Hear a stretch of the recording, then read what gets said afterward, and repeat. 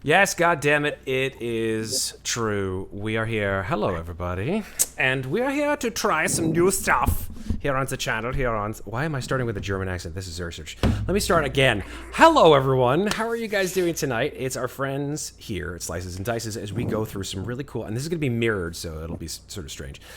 We've got this amazing book here, which I've been waiting... Oh, no, it's not mirrored. Holy moly. It's because it's the cool version of Zoom. Sorry for the glare, but this is the cool book that just came out this past week, the Van Richten's Guide to Ravenloft. Now, if you don't know me, you don't know that I grew up in the 80s, and my yeah, thank you. And my favorite campaign setting of all time is this campaign setting right here. I have pretty much all of the Ravenloft little books and boxed sets, and they're all collecting dust somewhere. I've got a Taroka deck. I've got all the creepy... Yeah, I'm a nerd. I'll accept that compliment. Thank you, sir. And so I have been waiting with bated breath, pre-ordered it almost as soon as it came out for this beautiful, gorgeous piece of library ware to come out and adorn my shelves. And I can say for certain that it does not disappoint, because it comes with an amazing amount of material that was first obviously, talked about and exposed to the world of 5th edition back with Curse of Strahd, and how amazingly successful that was, and then expounded upon in this amazing source book. And I have brought some friends and some more friends who may join us soon to make some characters. We're gonna make some characters in D&D Beyond using the Ravenloft stuff. There's a whole bunch of new Ravenloft stuff in this book. Yes, and by the way, Scepter, Red says that you're doing a Dracula impression. Yes, with your blanket. So, good job. How's everybody doing tonight? It looks like we got a few people in chat. Hi, chatters. And what we intend to do tonight is a couple things. We're gonna do. We're gonna have Alex and Sarah and Scepter and whoever else joins. Join us by making level 1 characters using the Ravenloft stuff, so either races or classes, and then we're gonna go through the book, except for the portion at the end. Why, you may ask? Well, the portion at the end is an adventure starting at level 1. And it is an adventure that is based on an old Ravenloft adventure from 2nd edition called The House of Lament. And it is potentially one of my favorite entry adventures into 5th edition. Probably even more so than the entry edition into Ravenloft that came with Curse of Strahd called Death House. And if you guys remember what Death House was, that was pretty crazy. And is that what you played at Dungeons and Monkeys? Was that Death House? The one that you DM'd for the actors to play? No, that was a different one. That was okay. Oh, that also did take place in a house, and there was a lot of death in it. That's why I asked. I wasn't sure. That Death House is tough to do in a single night. It can be done in like a couple of nights. I feel like I'm missing a lot of the content here. Oh, well, maybe we should just get into the content, yeah? Or are you talking about context? Are you talking about context? I'm missing the context. Context. Okay, I thought you were like, I'm missing the content. I want to get into it. Let's go, Matt. But no. Well, I mean, like, I don't know nothing about, like, the Death House. Or yeah. So. Well, okay. I won't give much ado to it, but Death House starts... If you wanted to do Curse of Strahd, in the back of the book, Curse of Strahd, which is up there on my shelf, and you can find it in D&D Beyond here, if you wanted to purchase Curse of Strahd. In the back of the book, there is an introductory adventure that brings your new party into Ravenloft and sort of sets the tone for your campaign going forward. Because, to be perfectly honest, Ravenloft is a very different kind of campaign setting than pretty much any other setting. Why?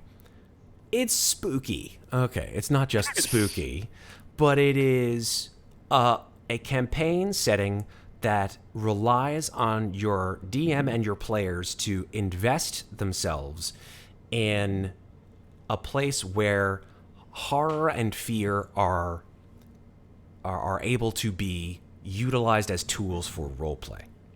What do I mean by that? Because you have games like Dungeons and Dragons that are pretty much heroic fantasy, where you play as the good guys or potentially the bad guys, all banding together to defeat a particular enemy or achieve a certain goal. Horror in Dungeons and Dragons has, for many people, never been a very tight fit, right? Because horror, essentially, like many other games, establishes that you are the victim rather than the hero, and that you are essentially being preyed on by creatures and powers greater than yourselves and are attempting basically to survive. That's why role-playing games like Alien or like Morkbor or something like that, where you are essentially just trying to survive rather than, heroically push your way through it, really establish that tone. Hey, Serpent's Thoughts, what's happening? Thanks for joining us. But the key thing with Ravenloft is you have to establish with your players what kinds of things would your characters, rather than your players, your characters want to invest themselves in a horror game about. Because if in today's world you put things on a set of players that they're not comfortable with, you're going to find some very unhappy players. And if a DM has a specific game setting in mind that they are intent on providing, and those players are not keyed in and in tone with that, it's not going to be fun. And the whole point of role-playing games is to have fun. It's not to just scare your players or put them through nightmare situations where they're going to feel like, I don't even want to play anymore. This is just dumb, right? It's to knowingly put yourself in a world where your characters are going to be, afraid of something or horrified by something, and to go with that idea and to have fun with it. That's the whole point of Ravenloft. That makes sense for you, Scepter? I mean, it's a lot of talking about it. You have to sort of experience it, right? I mean, it's crystal clear. Okay. Oh well, thank you. I appreciate it. Uh-oh. Alex dropped. He'll come back. I'm right here. I'm right here. Something's Something's happening. Something is happening. Oh, see. Oh God, he's putting on a mask, isn't he? It's a ghost. Serpent's Thoughts asked, did I get the Beetle and Grimm set for Van Richten's? There is actually a really great new set from Beetle and Grimm's, the Silver Edition, which costs like $150 or something like that. It hasn't yet come out. It's coming out in June. I did not get the Silver Edition. It comes with like props and handouts and stuff like that. I did not get that. I just got the good old standard, although there is a separate cover, which is also gorgeous in terms of the art. We'll go through some of that too. Book. But which one is better? Well, the one that costs more, clearly. Always. So here's what I'm going to do. Sarah and Scepter and Alex, I am going to, since I have added you to my Ravenloft campaign, and there you are. And let me see. I'm just going to check and see if Jonathan is around, because I think Jonathan mentioned he wanted to join us too. I mean, hopefully he can make it. Yeah, he said he wanted to, but I don't see him online at the moment. There we go. There we go, Alex. Thank you for rejoining us. Sorry about that. No problem. It's a great thing about having just like a basic Zoom window and then my screen is we're going to go through just standard level 1 character stuff, but using the Ravenloft new stuff too. So nice. Let's go ahead and start with what's the new stuff in Ravenloft, right? Well, I've got my book open. And then maybe with the three of you guys, we'll make our own custom-made Domain of Dread. What? What's a Domain of Dread? Don't worry about it. We'll get to that in a second. Huh. The concept of Ravenloft is that it is not a single place, in that there are dozens of little islands in the mists of Ravenloft that exist in and of themselves as sort of little city-states or countries that are, for the most part, inaccessible and that sort of float around in the Shadowfell. And if you wanted to leave the borders of that country without the Darklord, who is the leader, unwittingly or not, letting you, you wouldn't be able to. The Mists, who are these unknowable sort of entities, would not allow you to leave. And just as they wouldn't allow the Darklords themselves to leave, because the Darklords, as much as the people within those little city-states, are prisoners themselves. They may be powerful, they may be dangerous, they may be nefarious, they may very certainly be evil, but they are themselves prisoners, and so they cannot leave. They can be defeated, but chances are they'll probably just come back in the same way for the next group, over and over and over and over again for eternity. And so many Darklords have attempted to try to find ways out to escape the Mists. Most, if not all of them, have never been able to. Most? That will come with time. Serpent's Thought says, my DM always wanted to do Ravenloft. I just finished a game where my tiefling fiendish warlock worked for Strahd and escaped after making a deal in the Amber Temple. We also test played the Dampier and Reaper. Oh, well, let's just jump into it, Serpent's Thoughts. Thank you. There are 3 new races that are available with the Van Richten's Guide to Ravenloft. The first one is called the Dampier, or the Dampier, whatever you want. Dampier. It's a Dampier. Damn it.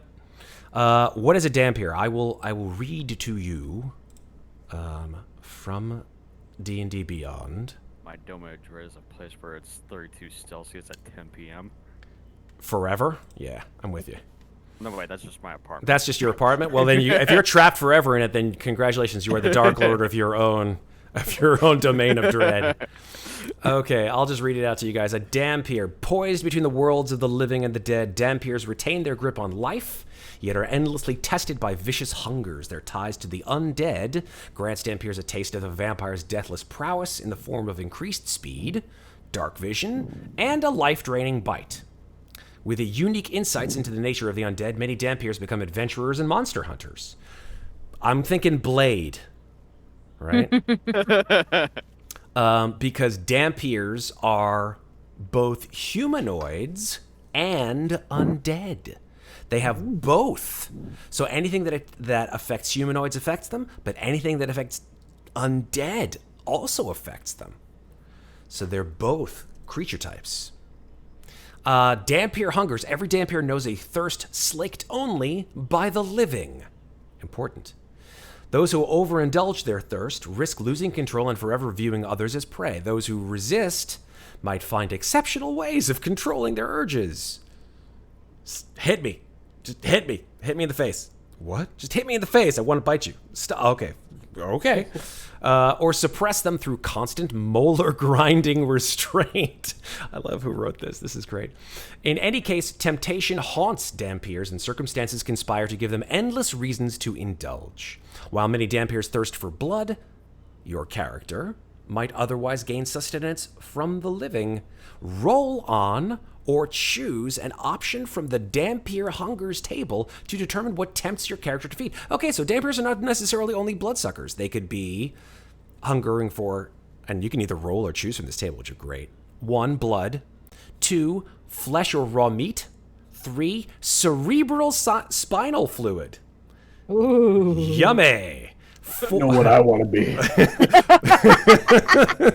I mean, as soon as you said cerebral spinal fluid, I was all in. You're there, you're all over it. Delicious, delicious Love stuff. that stuff. Hey, just tap the back of my head and grab a straw, and you're all good.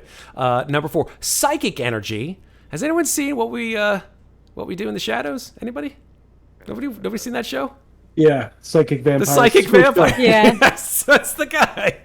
That's the psychic vampire. I'm just going to well, I mean, I don't think it's like, bad vibes. It's more like they prey on negative, like seriously negative mental conditions, like hatred and fear and all kinds of awful things. Anger. So yes, exactly. Yeah. Or love, and then they just become or lust, and then they just become a succubus. Yeah, it doesn't say. It says psychic energy, right? So it could be anything. They could find a specific class that uses attacks that are of a psychic nature, and be like, oh my god, you're an ice cream sundae to me, right? Important. Number 5, dreams. Interesting. Huh. And number 6, life energy. Just life energy, right? Just like, I'm just going to put my hand on you and suck your life out of you.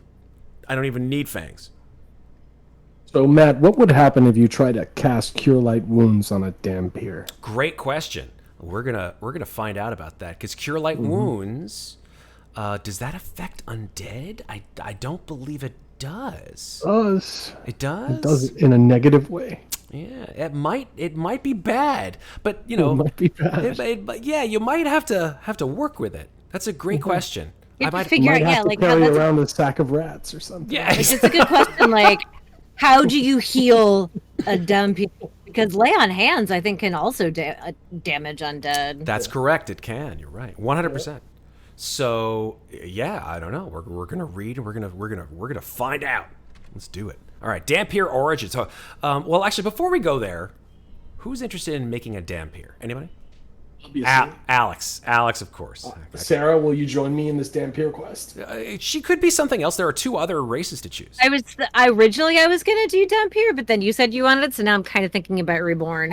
Why can't we both be a Dhampir? There's a third choice that no one has that I have not spoken about yet. But you know, we're gonna go through it. It's cool. All right, so we could also both be Dhampir. There's no rule that says we can't. double Dhampir action. All right, Dhampir origins. Dhampirs often arise from encounters with vampires, but all manner of macabre bargains, necromantic influences, and encounters with mysterious immortals might have transformed your character. The Dhampir origins table provides suggestions for how your character gained their lineage. So either roll or choose your Dhampir origin. Number 1, you are the reincarnation of an ancestor who was a vampiric tyrant. Not bad. Number 2, your pact with a predatory deity, fiend, fae, or spirit causes you to share their hunger. Okay. Number 3, you survived being attacked by a vampire, but were forever changed. Number 4, a parasite lives inside you. You indulge its hunger. That's pretty messed up. I love it. It's like it talks to you. It's like, I'm hungry. Feed me. Number 5, tragedy interrupted your transformation into an immortal. Oh, interesting. That's very open-ended. I like that. Number 6, you are a diminished form of an otherworldly being. Slaking your hunger hastens your renewal. I don't know exactly what that means, but again, very open-ended. I like it. Number 7, one of your parents was a vampire. There you go. Hey, Mom! What did Dad do? We don't talk about it. And number 8, a radical experiment changed your body, making you reliant on others for vital fluids. So again, not specifically vampire, but it could be like, yeah. It could be spinal fluid. It could be, yeah. It could be like there was some experiment where you needed a transfusion of some kind, and then it went wrong, horribly wrong, and next thing you know, you need spinal fluid all the time, and you're undead. Interesting. I like it. Okay, when creating a Dhampir, ask your DM if it makes sense for your character to have ties to one of the following domains of dread. So, let's talk about domains of dread. There are lots of them in this book. We're not going to get to all of them. Maybe we'll talk about 3 or 4 of them. But there are over 40 in this book. Some are explained in great detail. Some are just outlined for you to do whatever you want to do. But there are 3 domains here that are sort of intrinsically tied to vampires and therefore Dhampirs. The first one is Barovia, which is the one you were talking about with Strahd, right? Strahd is the big baddie of Barovia. He's the first vampire of all of Ravenloft, and so he's given a great amount of esteem. It says, in the shadow of Castle Ravenloft, tales flourish of those who love or descend from vampires. You might have such a connection, but dread what would happen if others in your insular community found out. Long time ago, Strahd bit Grandma. Who knows? Second domain is Darkon. Darkon is another rather large and rather famous domain of dread, as it was at one time ruled by a figure who was almost as powerful, perhaps even more powerful, than Strahd himself, a lich by the name of Azalin. What happened to him is a tale for another time, but Darkon is a very large sort of police state, ruled at one time by Azalin and his secret police force, the Kargat, who are all vampires. That's right. He has a Gestapo of vampires, basically. So the Kargat, this Shattered Domain's secret police, now supposedly know the secret of immortality. Of course, they're vampires. Perhaps you joined and advanced through their lesser ranks, known as the Kargatane, and were rewarded by being transformed into a Dhampir. That's interesting. I like that one. And then the last one is Ikath. Now, Ikath was not originally, back in 2nd edition, one of the original Domains of Dread, but it came in shortly after. And it has Asian influences, and it's really, really cool because it brings in a specific version of the vampire from Asian culture called the Jiangxi. So at night, the starving city of Ikath is overrun by vampiric Jiangxi. You were left with a cold hunger after an encounter with one of these unquiet ancestors. Very cool. I like that. So that's a question for you guys. If you want to have a connection to any of those, that's up to you if you want to play Dhampir. Okay, now let's talk about the mechanics. Here we go. Crunch time. Dhampir traits. You have the following racial traits. Creature type. You are a humanoid. Okay. I had thought the creature type was you are a humanoid and undead. I guess I was wrong. Oh, you know why? I'm mistaken. That's the next race. It's not Dhampir. It's Reborn that are both humanoid and undead. So, Dhampir are humanoids. So, therefore, all of the stuff that I said would happen to vampires, you don't have to worry. Because they're humanoids. Good. Solid. But Dhampir, yeah, okay, yeah. Yeah. Reborn are undead, but we'll talk about that in a sec. Size, medium or small, clearly, because, at one point you were some kind of humanoid, elf, halfling, dwarf, whatever. You choose the side when you gain. You choose this size when you gain the lineage. Speed. Your walking speed is 35 feet. So you don't walk, you glide. I mean, at one point maybe you do. Dhampirs, they walk. They don't have to friggin' turn into a bat and fly around. Not yet. You've never seen Alucard? He glides around. I know, but that's Alucard. Alucard has got some cool shit, but these guys are different. All right, man. All right. You just want to argue with me. No, I don't want to argue with you. I never like to argue with anybody. Ever. That's why I play. That's why I'm a DM. That's why you're a DM, exactly. Okay, so what do we got? Ancestral Legacy. If you replace a race with this lineage, you can keep the following elements of that race. This is cool because you can sort of mix and match your races with the specific ancestral legacies. Any skill proficiencies that you gained from that race, and any climbing, flying, or swimming speed that you gained from it. So you replace those with this. Okay? If you don't keep any of those elements, or you choose this lineage at character creation, you gain proficiency in 2 skills of your choice. So you guess it basically just like any race, you just choose 2 proficiencies. Pretty easy. Dark vision. You get that when you become a Dhampir. Fantastic. Deathless nature. You don't need to breathe. Great. Pretty cool. That's great. Nice. You're a humanoid that doesn't need to breathe. Reminds me of certain events, Tomb of Annihilation. Oh man! Oh, if only they had Dhampirs around. I can't. Oh, come on. And the guy's just like, "What? Why are you on the ground? Why are you choking to death?" It's awful. Yeah, sore subject. Sorry. Yes, thank you, Serpent Sauce. They changed it from the Unearthed Arcana. It made it confusing and difficult to heal. Well said. Thank you. That does make sense. Well, wonderful. All right, here we go. Spider climb. Now we're cooking. You have a climbing speed equal to your walking speed. In addition, at 3rd level, you can move up, down, and across vertical surfaces and upside down along ceilings while leaving your hands free. So as opposed to a lot of other races that have a climbing speed, they literally have to climb with claws, like Tabaxi, for example. They wouldn't leave their hands free to do so. Versus Dhampir that are like, I'm walking on the ceiling. Yeah, and then they they're take like out their underwear. exactly. So, Yeah. wait, so Dampiers have 35 walking speed, but Mm-hmm. so does a dwarven Dampier also have 35 walking speed? Once you are a Dhampir, you are no longer a dwarf. Yes. Fast little bugger. Yeah, you are a fast dwarf. So it doesn't matter if you are a dwarf, used to be a dwarf, now you're a Dhampir. Now you're just a Dhampir. Right? It takes over from your previous, shall we call it, pre-Dhampir race. Okay, let's keep going. Oh, here we go. Vampiric Bite. All Dhampirs get one. Your Fanged Bite is a natural weapon which counts as a simple melee weapon with which you are proficient. Smites anyone?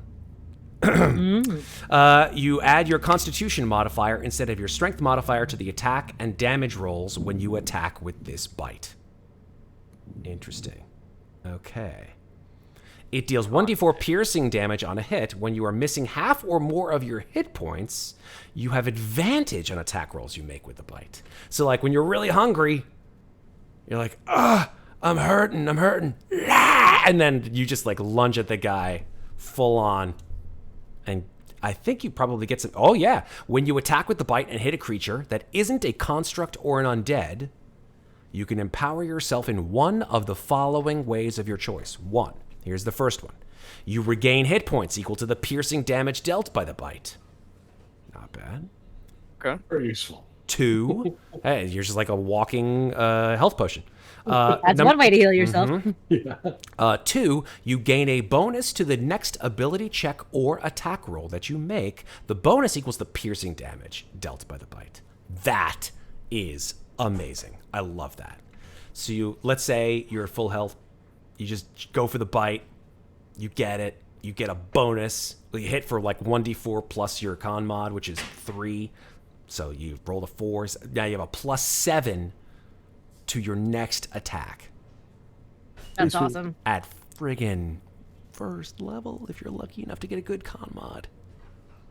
That's awesome. That's amazing. I love it. You can empower yourself with this bite a number of times equal to your proficiency bonus. So at first level 2 times. And you regain all expended uses when you finish a long rest.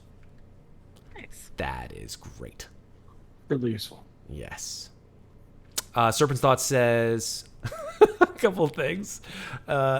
Number 1, would be nice at the goth clubs when they overdo it with the smoke machines. I have no experience in said places, so I'm going to take your word for it.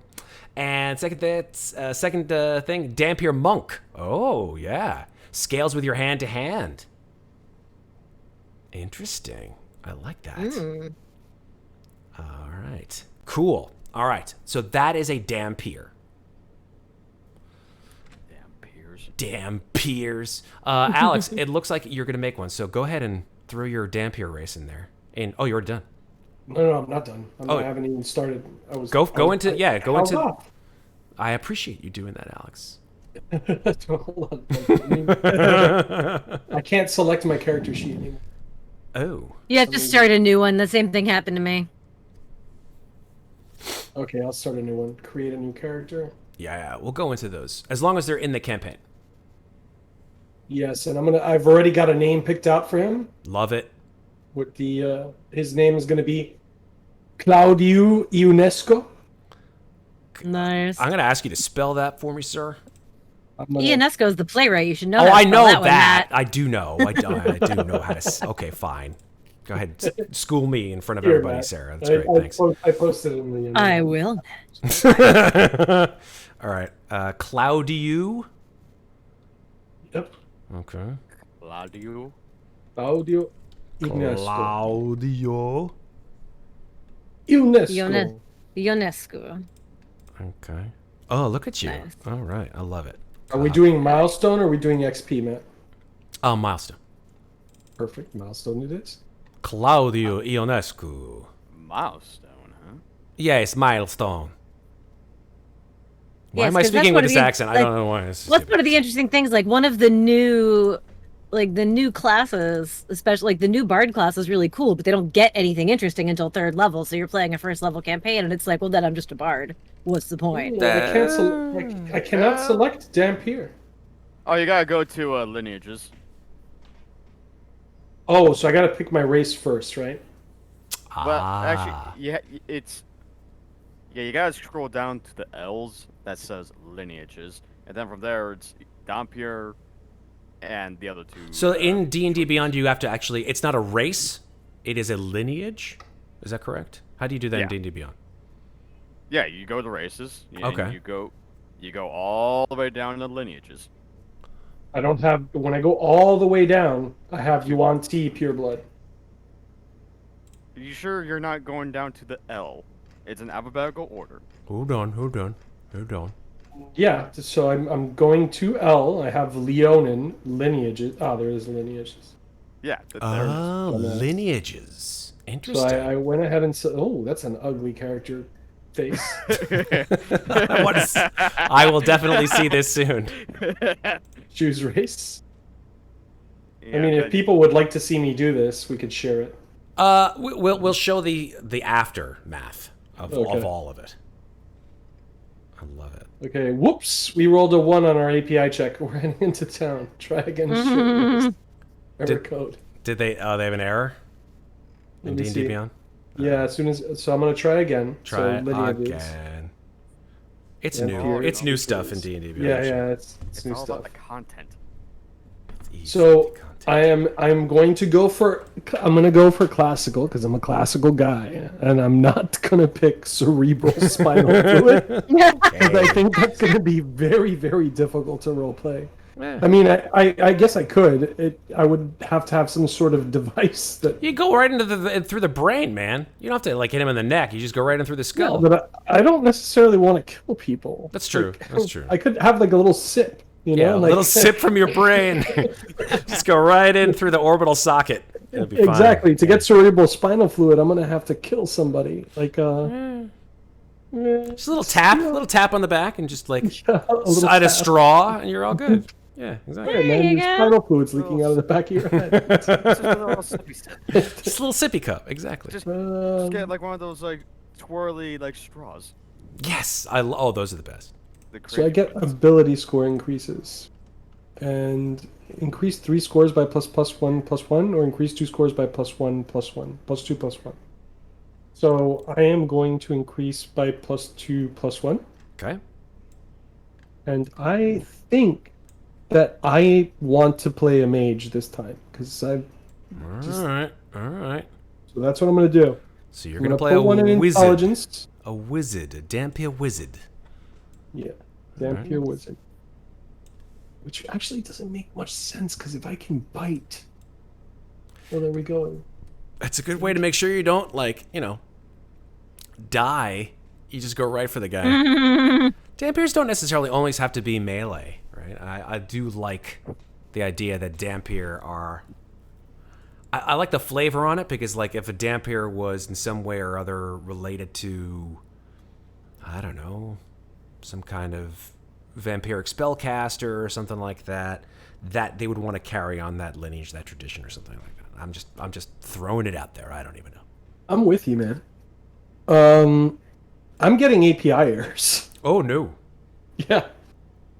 When you create it with a lineage? No.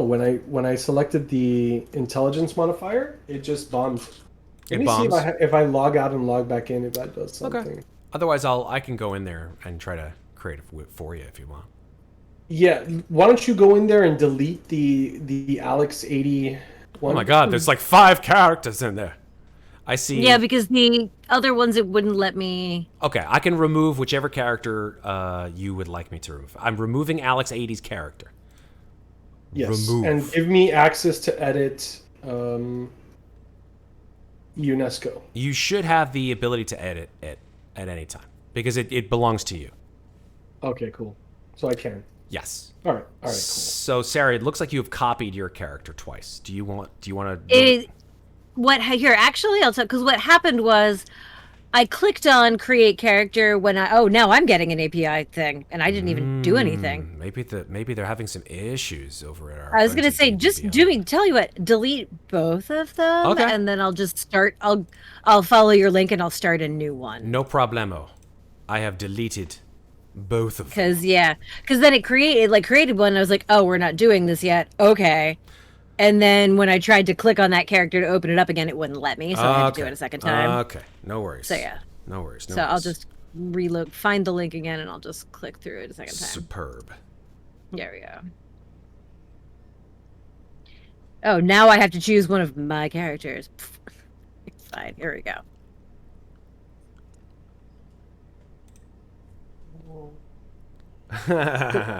Now I need to edit. All right, there we go. It's working? I have really something I want- can edit. Super. I really do want to melee though. I don't know why. You know, I mean, it's a difference between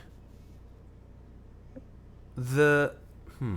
Let me think about this for a sec. What level does this campaign end at? Who knows? I have no idea. This is just a start. Are we playing this as a campaign? This is not just we're not just doing this as a one shot. I think it could work into maybe a campaign. We have to Okay. finish. We'll see how this thing works out. Okay, that it is fine. Just asking. we can always rejigger these characters after the fact, right? This is really more of a, hey, let's see if this shoe fits, and if you want to wear it for a long time, kind of deal. I like it. Because for some people, it's like I liked it for the first 3 levels, and then I was like, No, yeah, can I, Professor? I want to change my mind, right? Speaking for creature type, you're humanoid size. I am medium. Okay. Speed. Ancestral Legacy. Choose 2. Definitely gonna go with our cannibal this time. Okay. I don't want to be stealthy, but I should because I can climb on walls. You can. That's right. It's always good to be a stealthy vampire. There you go. Stealthy vampire. There goes D&D Beyond. With That's the true. API. Serpent's Thoughts is actually really quite observant here. Blade Singer, which is a specific type of wizard, Yeah, which but you have uses to be swords. an elf to be a blade You singer, do right? not have to be an elf to be a Blade Singer. That's just, I think you might have seen that Oh no, it's okay. in something Okay. that might have been like, I see an elf. He is a Blade Singer. Is anybody else having API problems with? Sarah was having API problems. but I did now- have one, but now in the other, now have it open in a new window, and it appears to be working. Okay. It could be the D&D Beyond is having just issues. They occasionally do. But that's... Let me try an incognito window. Oh, no, I'm just- Oh, God. All right. Let's move on while you're making your Dampier. Well, you guys move on and make your characters as well, right? Yeah. Start We're going to describing go on to next- the second race Yeah. type, right? Yeah. Because it could be that maybe, after you hear this, you'll be like, oh, step over, Vampire, or Dampier. I'm gonna try something else. All right, let's go back to Van Richten's. Let's go to number 2, Lineage, which is called Hex Blood. Ooh. What is Hex Blood? I will read you the flavor. Where wishing fails, ancient magic can offer a heart's desire, at least for a time. Hexbloods are individuals infused with eldritch magic, fey energy, or mysterious witchcraft. Some who enter into bargains with hags gain their deepest wishes, but eventually find themselves transformed. These changes evidence a hag's influence: ears that split in forked points, skin in lurid shades, long hair that regrows if cut, and an immovable living crown. Along with these marks, hexbloods manifest hag-like traits, such as dark vision, and a variety of magical methods to beguile the senses and avoid the same. While hexbloods gain their lineage after making a deal with a hag, others reveal their nature as they age, particularly if a hag influenced them early in life or even before their birth. Many Hexbloods turn to lives of adventure, seeking to discover their mysteries of their magic, to forge a connection with their fey natures, or to avoid a hag that obsesses over them. I like that. There's lots of different types of hags out there, right? There's night hags, green hags, sea hags, bear hags, anise hags. Swamp hags. Exactly. Lots of hags. So there's lots of sort of flavors, so to speak, of Hexbloods, which I love. I think that's super cool. This one, here we go. Heir of Hags. One way hags create more of their kind is through the creation of Hexbloods. Every Hexblood exhibits features suggestive of the hag whose magic inspires their powers. This includes an unusual crown, often called an elder cross or a witch's turn. This living, garland-like part of a Hexblood's body extends from their temples and wraps behind the head, serving as a visible mark of the bargain between hag and Hexblood, a debt owed, or a change to come. So they're not horns. That's so cool. Look at that. It sort of like goes behind your head and up and out. That's super neat. I love that. You're not showing this. You're showing this art to stream. If you are in D&D Beyond and if you want to check out what I'm reading, just go ahead and click on the character creation section under, so you go to sources, and then Van Richten's Guide to Ravenloft. Oh, okay. And you can read along with me, absolutely. Oh, I didn't realize I could get in there. Yeah, cool. sharing it with you guys. Sweet. Guys, I actually think I found my class, but you're all gonna laugh. Okay. What?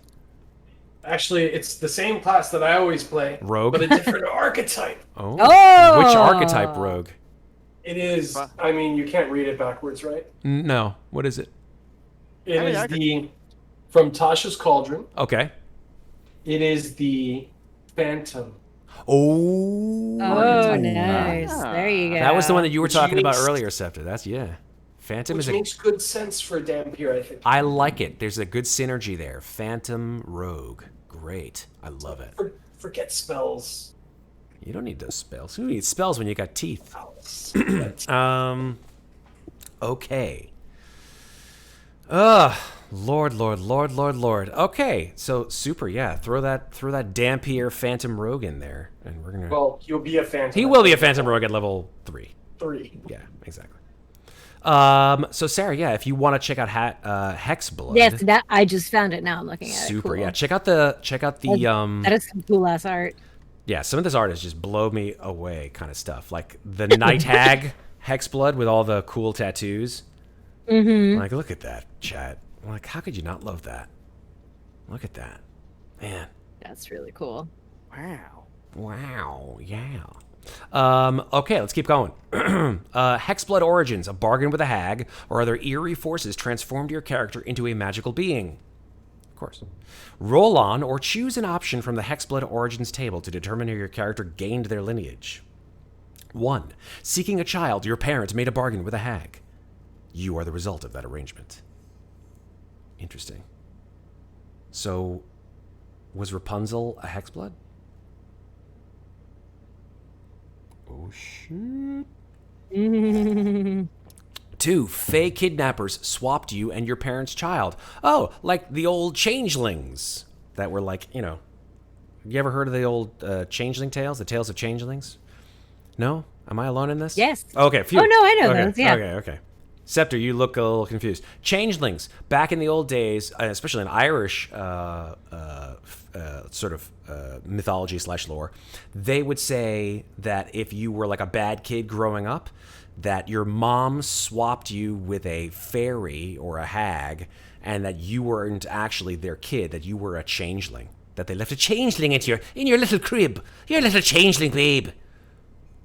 Yeah. I actually was reading something interesting that was saying that those tales actually probably came from having autistic children before we knew what autism was.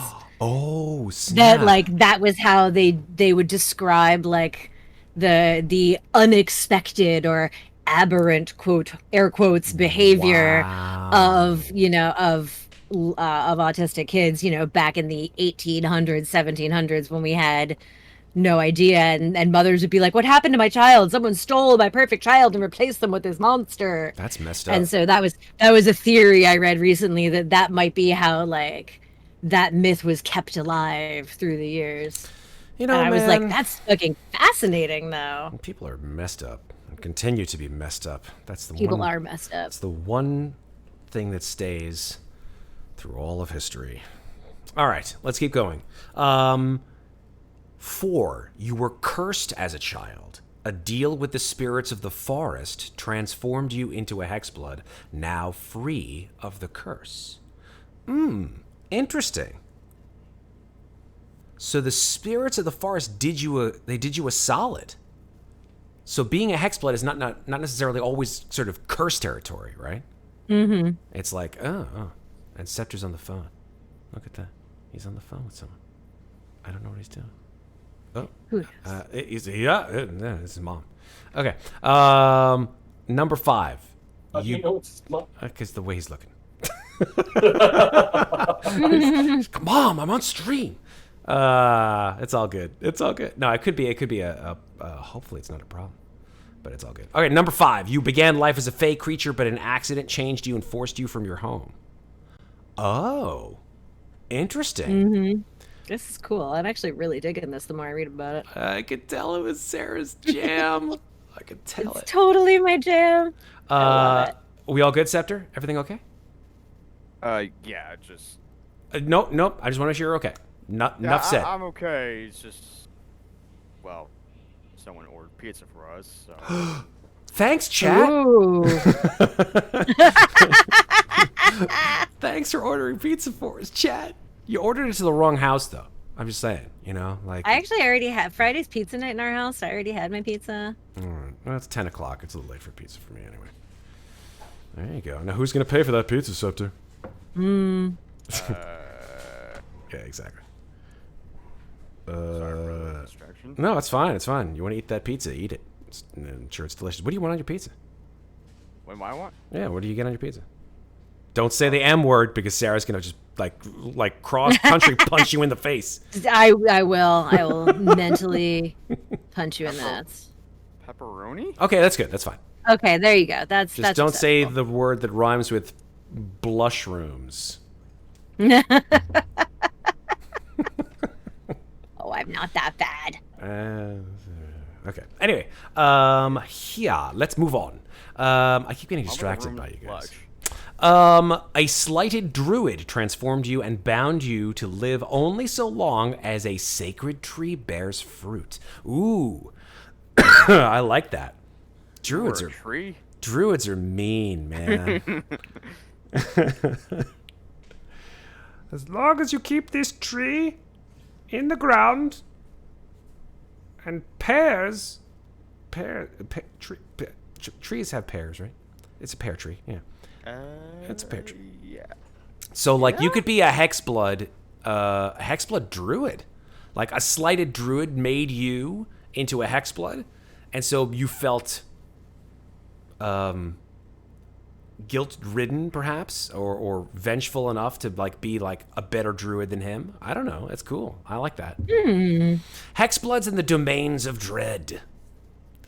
When creating a Hexblood, consult with your DM to see if it's appropriate to tie your origins to one of the following Domains of Dread. I would just like Dampier, okay? Because there are indeed sort of Hexblood-esque domains. The first one is called Haslan. The bizarre magic of this crumbling domain exposes the populace to supernatural forces, occasionally giving rise to Hexbloods. Ah, that is true. Haslan. Kartakas. Whimsical witches make their homes in the forests of Kartakas. They eagerly grant the wishes of locals seeking grand fortunes for their children.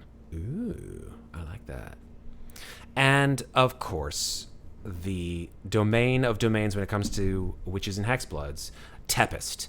Many of the children of the town of Victal are hexbloods, who exhibit their supernatural natures from a young age. Each youngster is considered a gift from the town's patron deity, who is known as Mother.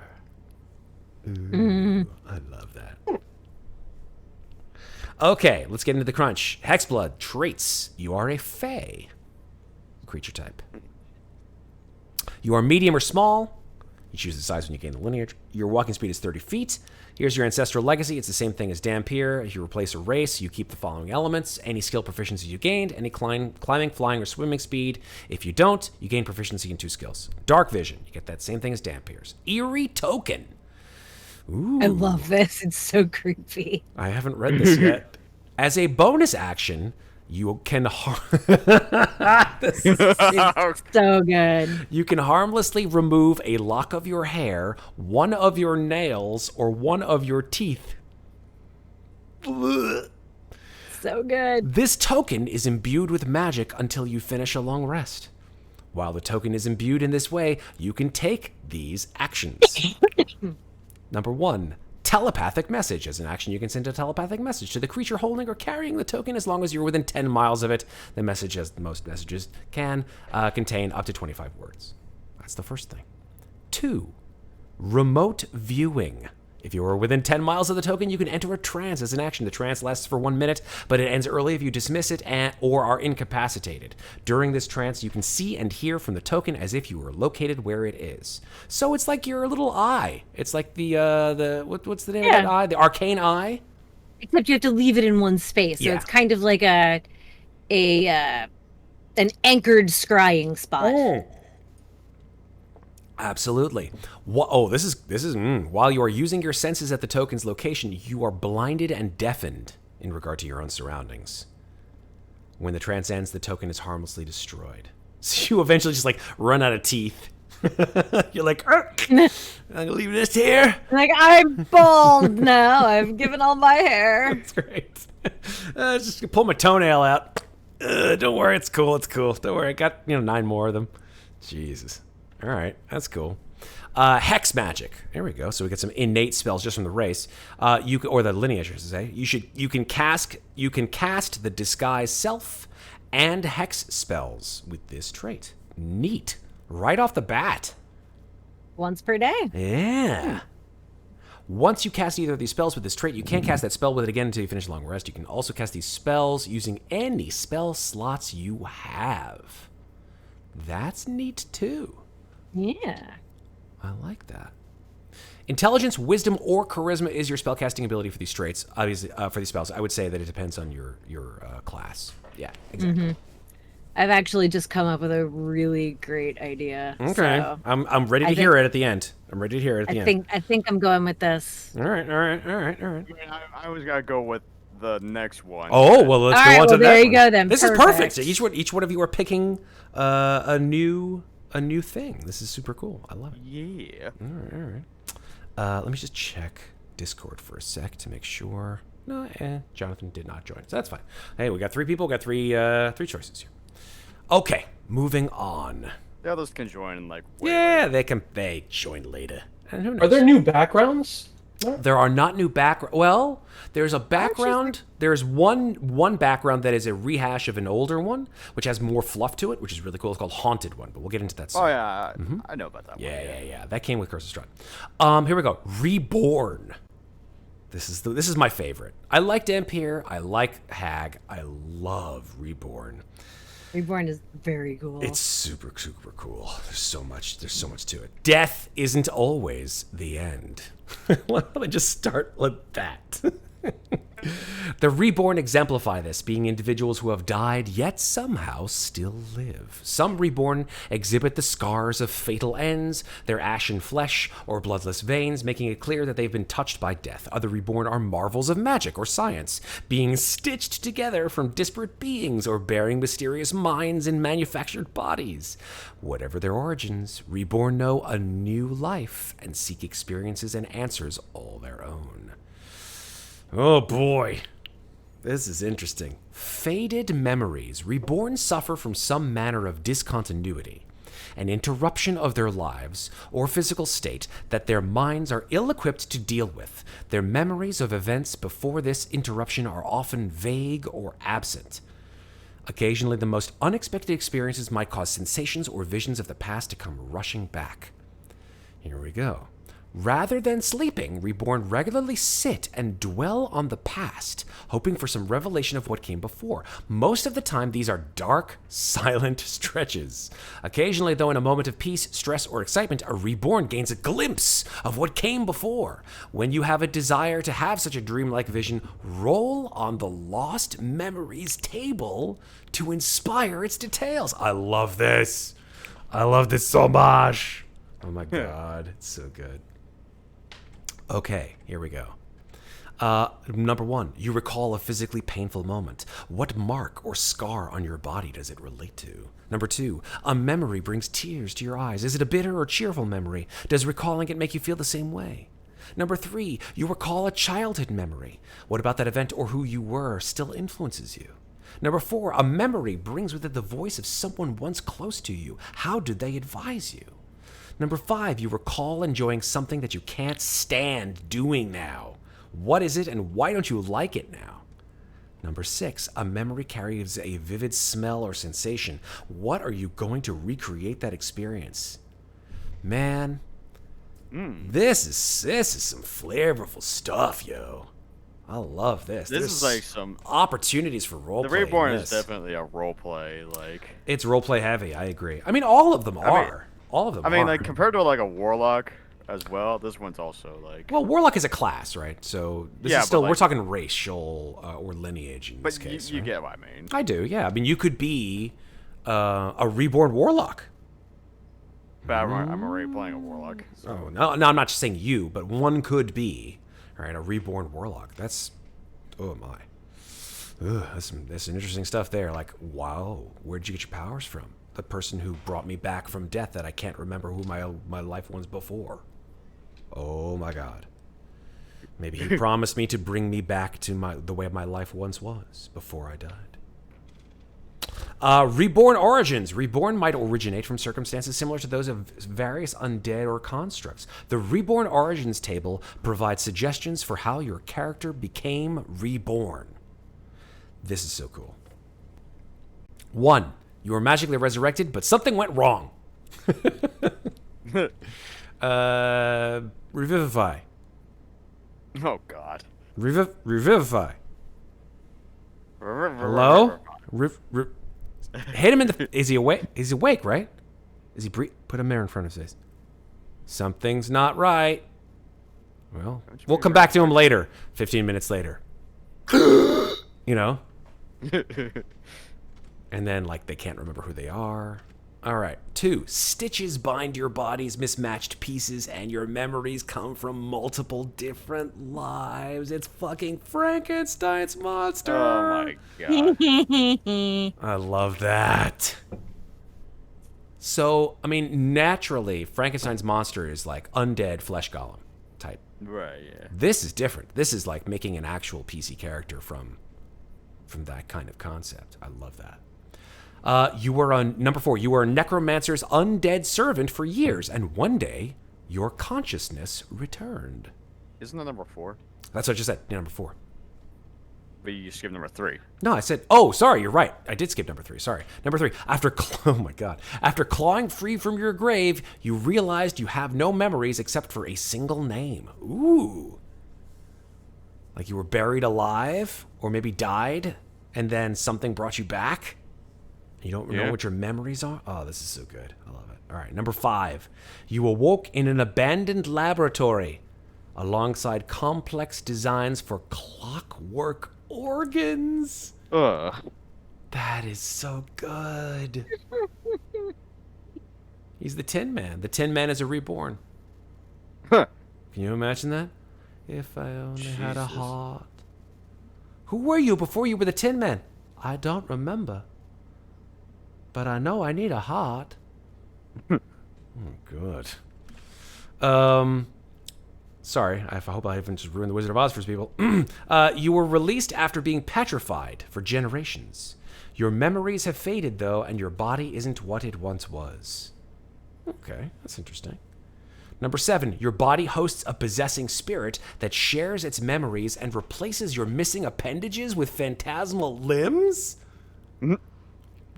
What? That's crazy. Okay, I'm not gonna lie. Number 7 actually sounds like really cool. Far-fetched to me, but hey, if you got the imagination for it, fantastic.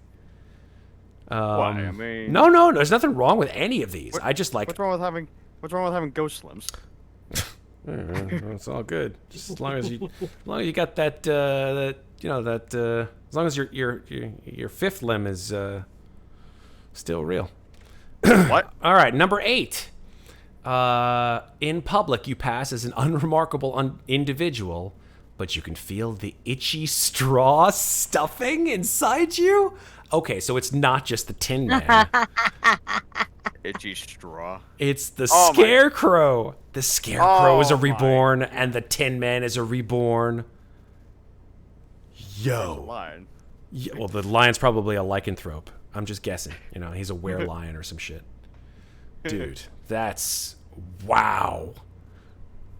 Don't set me on fire. Okay. Here we go. The 3 domains of dread that Reborn are probably linked to. One is called Har-Akir. Ah, yes. Har-Akir is the sort of Egyptian mythology-flavored domain of dread. You died and endured the burial rites of this desert realm, yet somehow a soul, yours or another's, has taken refuge in your perfectly preserved remains. So we're not just talking about zombies or Frankenstein. We're talking about mummies, too. Mummies can be reborn. Damn. Heck yeah. Lamortia. Lamortia is the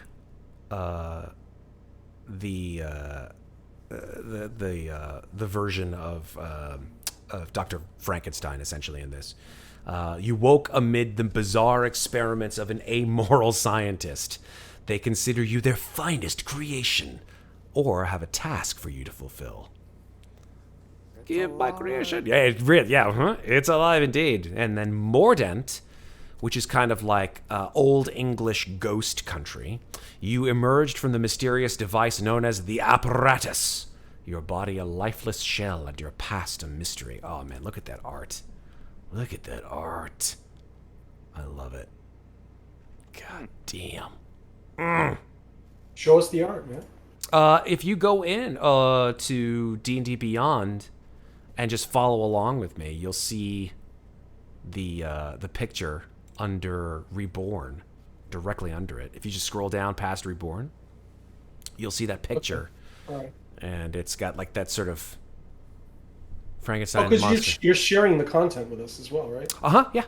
That's how you can create the characters. Okay. Yeah, so you can just go into Van Richten's and see yourself. It's awesome. Is it all right if I do a point buy instead of a standard Point buy array? or standard array works for me. I do not care, as long as you don't roll, because rolling is just the worst. Yeah. Oh, I love the randomness of rolling. All right. It just. But I did standard array. It's fine. That's good. I appreciate it. Thank you, guys. Okay. So that's Reborn. And Scepter, you said you're going to be a Reborn, right? All right. Well, Yeah. It looks like based on Unearthed Arcana, they have also made the creature type not humanoid and undead. This is now changed to be just humanoid. Yes.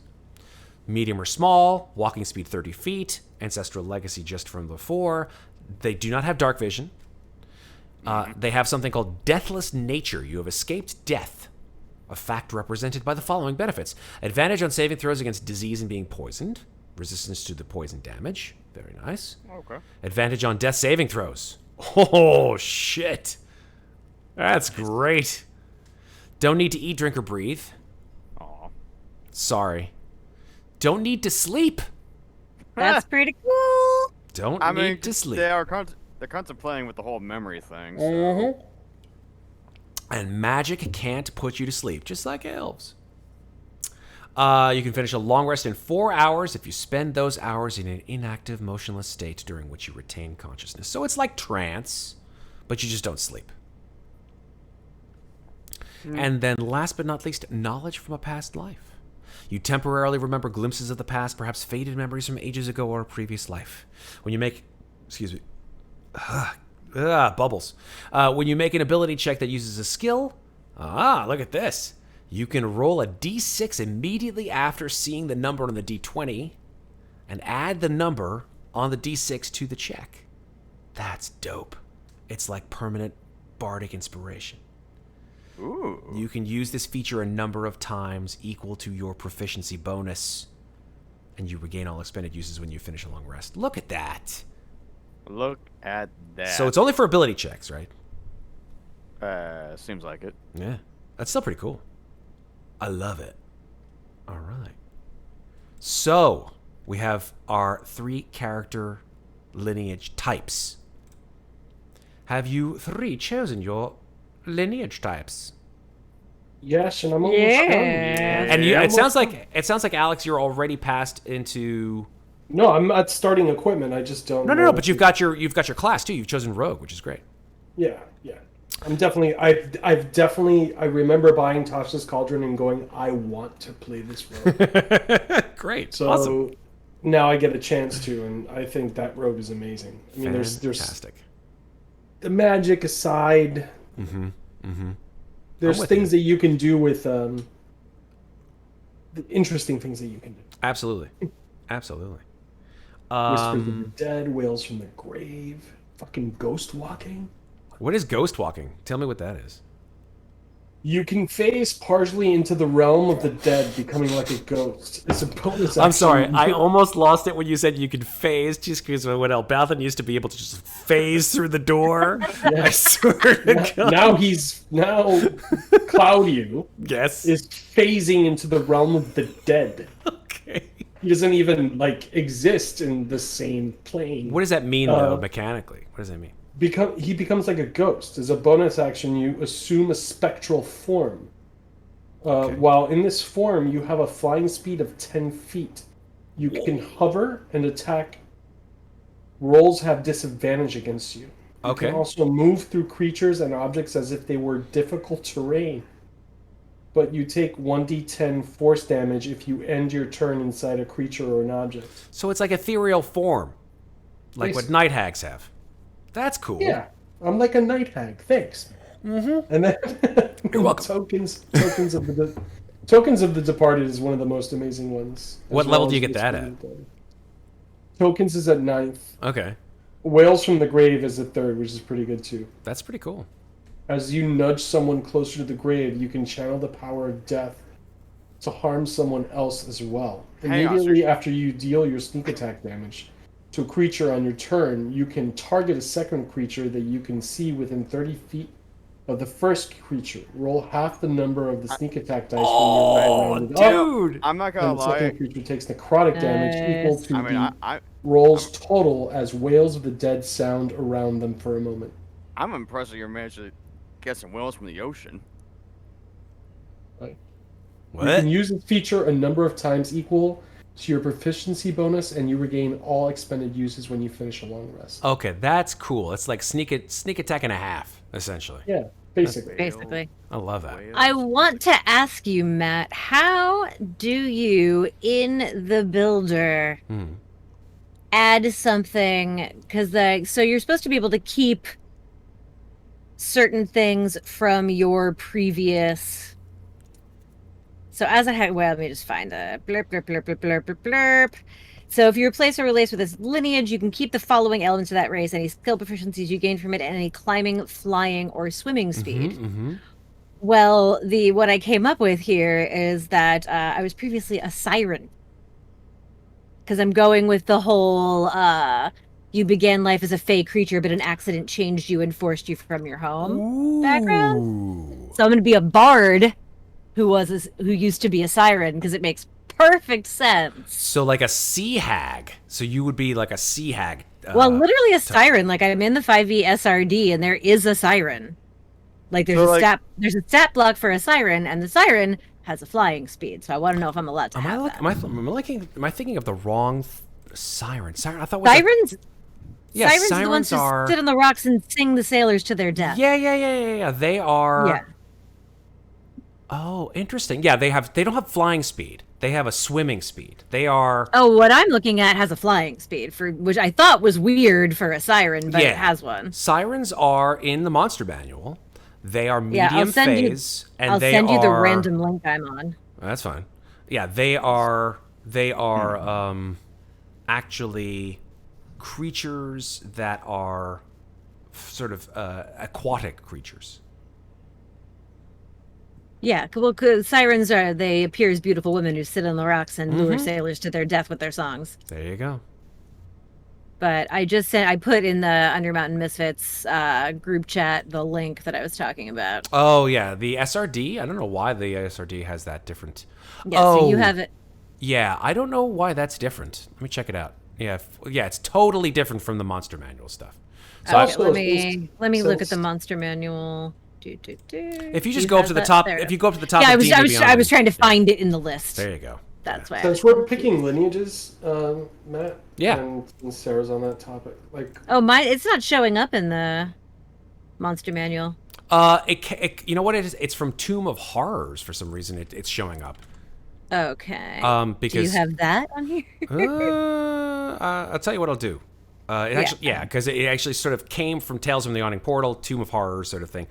So it is technically part of the canon. So yeah, I mean, yeah, you can still. It's not in the Monster Manual, but it is in. Okay, I'm going through the Tomb of Horrors monsters real quick to see if I can find it in there. Yeah. If it's maybe in Find it's more of a question for Tauron, actually, who's done this before. Since I selected a lineage, right? Right. The lineage is not necessarily the race of the character, right? Like, how do you pick the race of the character? Let's say I want it to be a human Dhampir, for example. I'm still trying to figure that part out, actually. So let me go ahead and make a character of my own.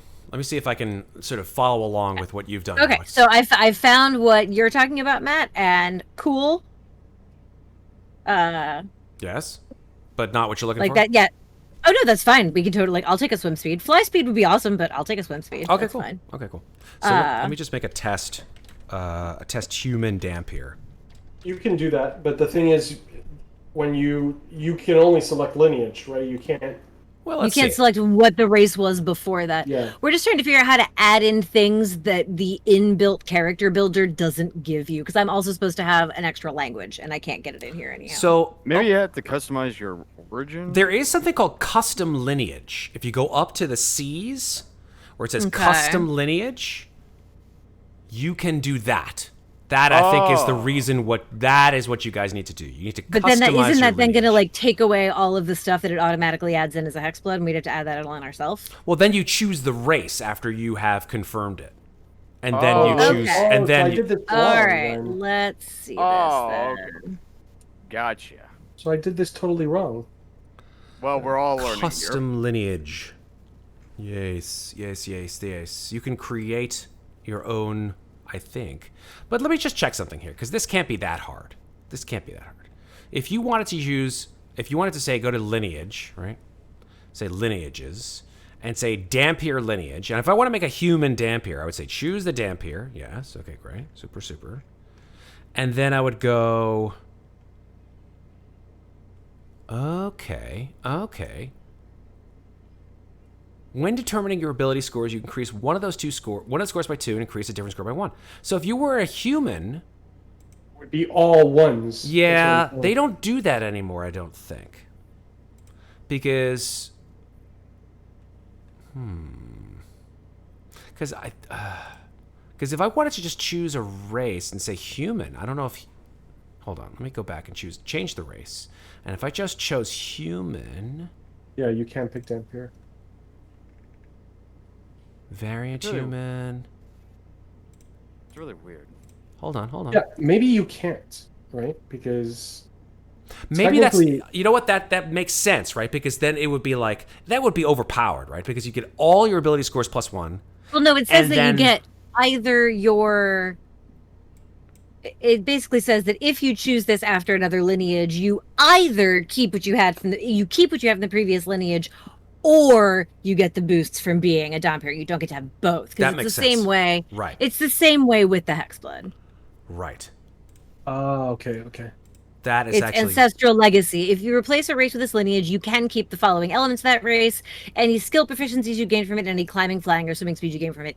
If you don't keep any of those elements, you choose this lineage at character creation, you gain proficiency in 2 skills of your choice. There we go. Okay. So, what if I just wanted to be a reborn? Like, I can be a reborn, but they say it's a humanoid, so I can just be like any race. And just Any race, absolutely. You could have Yes, been you could be a an Lucas. Aasimar reborn or a Dragonborn reborn or any of that. I could just be any race, but keep the reborn like traits. Right? The Get the reborn lineage, stats, yes, yeah. exactly. Gotcha. Yeah. Okay. Yeah. Super. Oh my God. Hey, We're Matt, learning and so what's much. starting equipment? Starting equipment, yeah. What do you want? I'm trying to pick a background right now.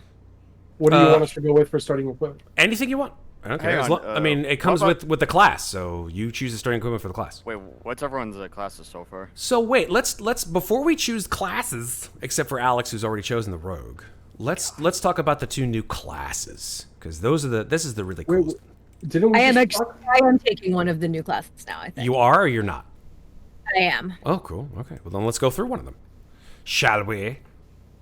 Yes. Okay. Yes. Here we go. New classes.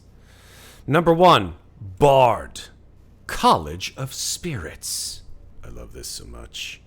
Bards of the College of Spirits seek tales with inherent power, be they legends, histories, or fictions, and bring their subjects to life. Using occult trappings, these bards conjure spiritual embodiments of powerful forces to change the world once more. Such spirits are capricious, though, and what a bard summons isn't always entirely under their control. So, here's what you get as Bard College of Spirits. At 3rd level, you get Bard. Yeah, they're from Boston. Let me tell you a story, kid. Sit down. Shut up. Guiding Whispers at 3rd level. You can reach out to spirits and to guide you and others. You learn the Guidance cantrip. Most bards do not get guidance. That I can tell you. In fact, I don't think I know, except maybe lore bards, I think, get guidance. I could be wrong. Let's check it out. Guidance. Guidance. I know that clerics get them and paladins get them. Yeah. Yeah, in fact, bards don't. There's a- Clerics, druids, artificers. There you go, yeah. Not bards. So there you go. Which doesn't count against the number of bard cantrips you know. Awesome, I love it. For you, it has a range of 60 feet when you cast it. Guidance is usually touch. Yeah, look at that. Oh, snap. You could guidance from across the room. Jesus. That is one of the most overly used and very useful cantrips in the entire game. I would say maybe 2nd or 3rd on my list of favorite cantrips. Eldritch Blast being number 1, of course. Always. Here we go. Number 2, Spiritual Focus. You employ tools that aid you in channeling spirits, be they historical figures or fictional archetypes. You can use the following objects as a spellcasting focus for your bard spells: a candle, a crystal ball, a skull, a spirit board, or a Taroka deck. So this is the interesting thing about the term spirit board. Now, the company that we know and love, Wizards of the Coast, is owned by Hasbro. Hasbro owns the patent as well as the trademark on the Ouija board or Ouija board. So I don't know if it's just like a flavor thing that they didn't want to actually put the name Ouija board into Dungeons and Dragons. They wanted to call it Spirit Board. Totally cool. Love it. And I love the art for the Spirit Board, which comes in later in the book. It's just so cool. Or Taroka deck instead of tarot deck. So, yeah, we're talking like spiritualists, mediums, fortune tellers, all of these folks are bards in some way. Starting at 6th level, when you cast a bard spell that deals damage or restores hit points through the focus, roll a d6 and you gain a bonus to 1 damage or healing roll of the spell equal to the number rolled. That's great.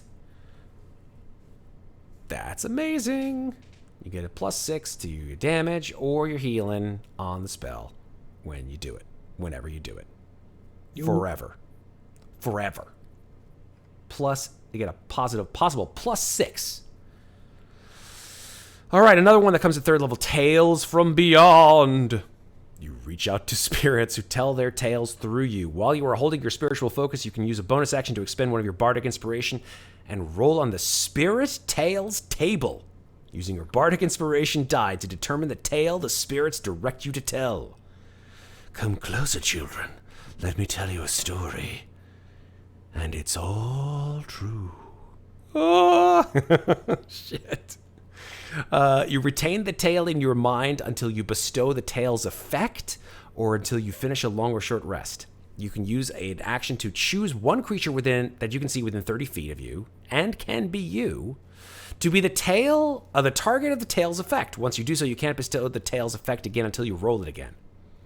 You can only retain one of these tales in mind, and rolling on the spirit tales table immediately ends the effect of the previous tale. So you have like one story that you're telling as a part of this. This is so cool. I love this. If the tale requires a saving throw, the DC equals your spell save DC. All right, spirit. Holy crap. Yeah, there's a lot. I'm not going to go through all of these. There is like 12 of these damn spirit tales. Hey, you better start telling some stories by the time we're... I'm just going to give you the names. Ready? Tale of the Clever Animal. Tale of the Renowned Duelist.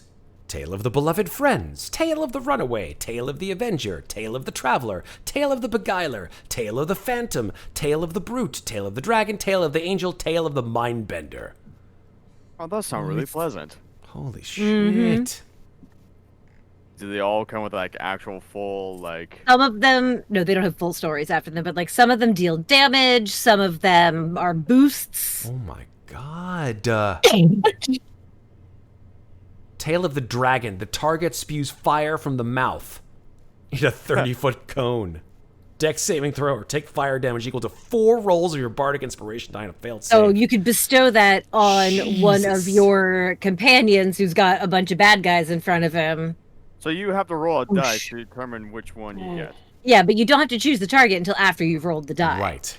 Exactly. So if it's the one where it's like target becomes invisible, awesome. If it's the one where target gets healed, it's like, yay. If it's the one where target takes a shitload of psychic damage, you throw that at an enemy, not a friend. Are you saying this is like the wild magic of ghost stories? Well, here's the thing. Your Bardic Inspiration die, right? Is a resource. It is. And when you use one of your Bardic Inspirations, right, which is a D4, D6, D10, D12 eventually, you will roll on this table. So in the beginning, you're never going to get the really amazing ones that are like D10 through 12 because you can't. Oh, I thought it just says you expend a use, so you lose a use, but you still roll a D12. Oh, you just roll whatever your actual Bardic Inspiration right, because die Bardic is. Inspiration die start Okay. at D6, then go up to D8, D10, and then D12.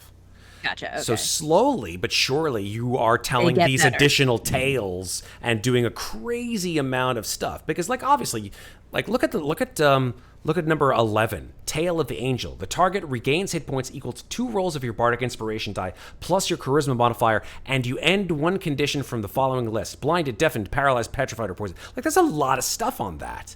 To get that at like the first level or even the second level, that would be just insane. That's overpowered. But as you get more and more levels in Bard, and you get better Bardic Inspiration die, you get cooler uses of it. That's so cool. I love that. Nice. That's really, really neat.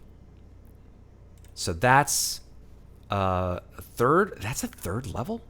No, sick. Tales from the Beyond starts at Oh yeah, third you get level. a third level. Yeah, because it's a college feature. All right. 6th level, College of Spirits, Spirit Session. You can conduct an hour-long ritual channeling spirits using your spiritual focus. You can conduct a ritual with a number of willing creatures. It's a seance. Let's just call it what it is. You can do it during a short or long rest, so you can do it during a short rest, which is cool. Absolutely. At the end of the ritual, you temporarily learn one spell of your choice from any class. Ooh, that's cool. Spell must be a level equal to the number of creatures that conducted the ritual or less. All right. Must be a level you can cast, must be in the school of divination or necromancy. The chosen spell counts as a bard spell for you, but doesn't count against the number of bard spells you know. That's amazing. You can't do it again until you take a long rest, and until you start a long rest. That's right. Yeah, you can't do it again until you start a long rest, and you know the chosen spell until you start a long rest. So you can do it during your doing it at the beginning of your next long rest, kind of thing. Yeah, that's neat. That's and really you neat. know the spell until you. So it's not like you only get one use. You basically have the spell for the day. Yeah, That's really cool. Yeah, exactly. I changed my mind and I'm going with a play song. You going with a what now? A blade song. A blade singer. All right. Yeah, a blade singer or blade song, because Pardon me. because a blade singer can only be an elf. Okay? I don't believe so. I'm going to double check on that. Well, I'm doing a bard because I am going to use College of Spirits, but that doesn't happen until 3rd level. So Blade singing. for the time being, I'm just a bard. Is an elf. Let me double check here. Blade singing are elves. You are right. Oh. So yeah, I guess you can't. I was wrong. I thought blade singers could not. I thought they could be anything. Let me see. Can you be a blade singer without being an elf? Do you have to be an elf?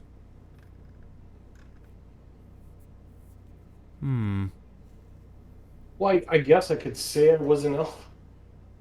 Well, Since I'm here. no. I mean, like, let's say you were a half elf, right? Could you be a blade singer if you were a half elf? I don't think so.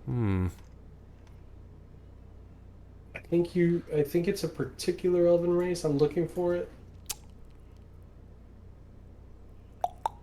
I should know this. I feel bad I don't. No, it's whatever. Dude. What's wrong with you, Matt? You don't know everything about Dungeons and Dragons? How could you expect to live your rest of your life? Oh my god. How could you, dude? Yeah, Tasha's. Aha! Thank you, Serpents. You're the man. Or woman, or whatever. I don't even know. What's in Tasha's? Tasha's changed the Blade Singer to anyone, according to Serpent's thoughts. Oh, really? There you go. I thought so. It seemed a little bit restricted to have a specific kind of class or subclass that could only be used by a specific race or lineage, especially with the way that they were going in terms of, thought process and inclusivity. So I agree, 100%. That's great. I just don't see it. I see cleric. So let's try it. Like, right, if you wanted to... I don't see it as an option you can select in the class list. You mean Blade Singer? Yeah. Okay. So starting at 2nd level, so if you leveled your guy up, you should be able to choose Blade Singer as a subclass. Yeah? Let me see what Tasha says about blade singing. Sure, go for it. You do that. I could probably look it up in D&D Beyond because Yes, you can, absolutely. What fucking I have the book here, so Yeah. just Let's go into the second class from our friend here at Van Richten's. So that was Spirit College of Spirits. Like, that's just so cool. So many interesting new cool things in College of Spirits. I can't wait to see how that plays out. Second subclass, I should say, Warlock, the Undead Pact. Oh, God. Ever want to make a deal with some guy named Asarak? Yeah, you may get the chance. So, you've made a pact with a deathless being, a creature that defies the cycle of life and death, forsaking its mortal shell so it might eternally pursue its unfathomable ambitions. Great. For such a being's time and morality are fleeting things, the concerns of those for whom grains of sand still rush through life's hourglass. Having once been mortal themselves, these ancient undead know firsthand the paths of ambition and the routes past the doors of death. They eagerly share this profane knowledge, along with other secrets, with those who work their will among the living. Beings of this type include the Demi-Lich Asarak, the Vampire Tyrant Cass, the Bloody-Handed, the Githyanki Lich Queen Vlakith, the Draco-Lich Dragotha, the Undead Pharaoh Anktapot, and the elusive Darklord Aslan Rex. All of these are very cool. Still wondering who the heck that Draco Lich is, though. Dragotha? Yeah. I'll tell you sometime. Don't worry about it. Okay. All right, first level. Cool spells. Number 1, Bane, False Life. I like Bane. Bane is a great spell to have as a warlock, man. It's so good. And like Grave Clerics, you get False Life, which is awesome. Second level, you get Blindness, Deafness, and Phantasmal Force, also very good spells. Phantasmal Force isn't as used as often as I would like to have seen it, but it's very cool. It's a good illusion spell. And it does psychic damage too. Third, Phantom Steed. Hey, It's the opposite of Divine Steed. It's Phantom Steed. Yay! You get a skeleton horse. Yeah. It only lasts for an hour, though. So, what are you going to do? It's not forever. Speak with Dead. Another Grave Cleric thing. Very cool. Death Ward. Great spell. No die. Yeah. Boom. That would have been nice. Sorry. I mean, it's a one-time deal, right? Death Ward myself. Drop to 0. I get back 1 hit point. Very nice. Very useful. Greater Invisibility. 5th level spells. This is where our big poppies come out. Anti-Life Shell. Hell yeah. I love this spell. Basically, it's like... You ever see those videos where, like, undead creatures are, like, walking along the flowers and, like, everything just withers as they walk? That's Anti-Life Shell. Like, anything around them just dies. It affects anything that's alive from touching them within 10 feet of them. Good lord. You can't get through it. Like, literally, there is a 10-foot radius around you where living creatures cannot touch you or pass through.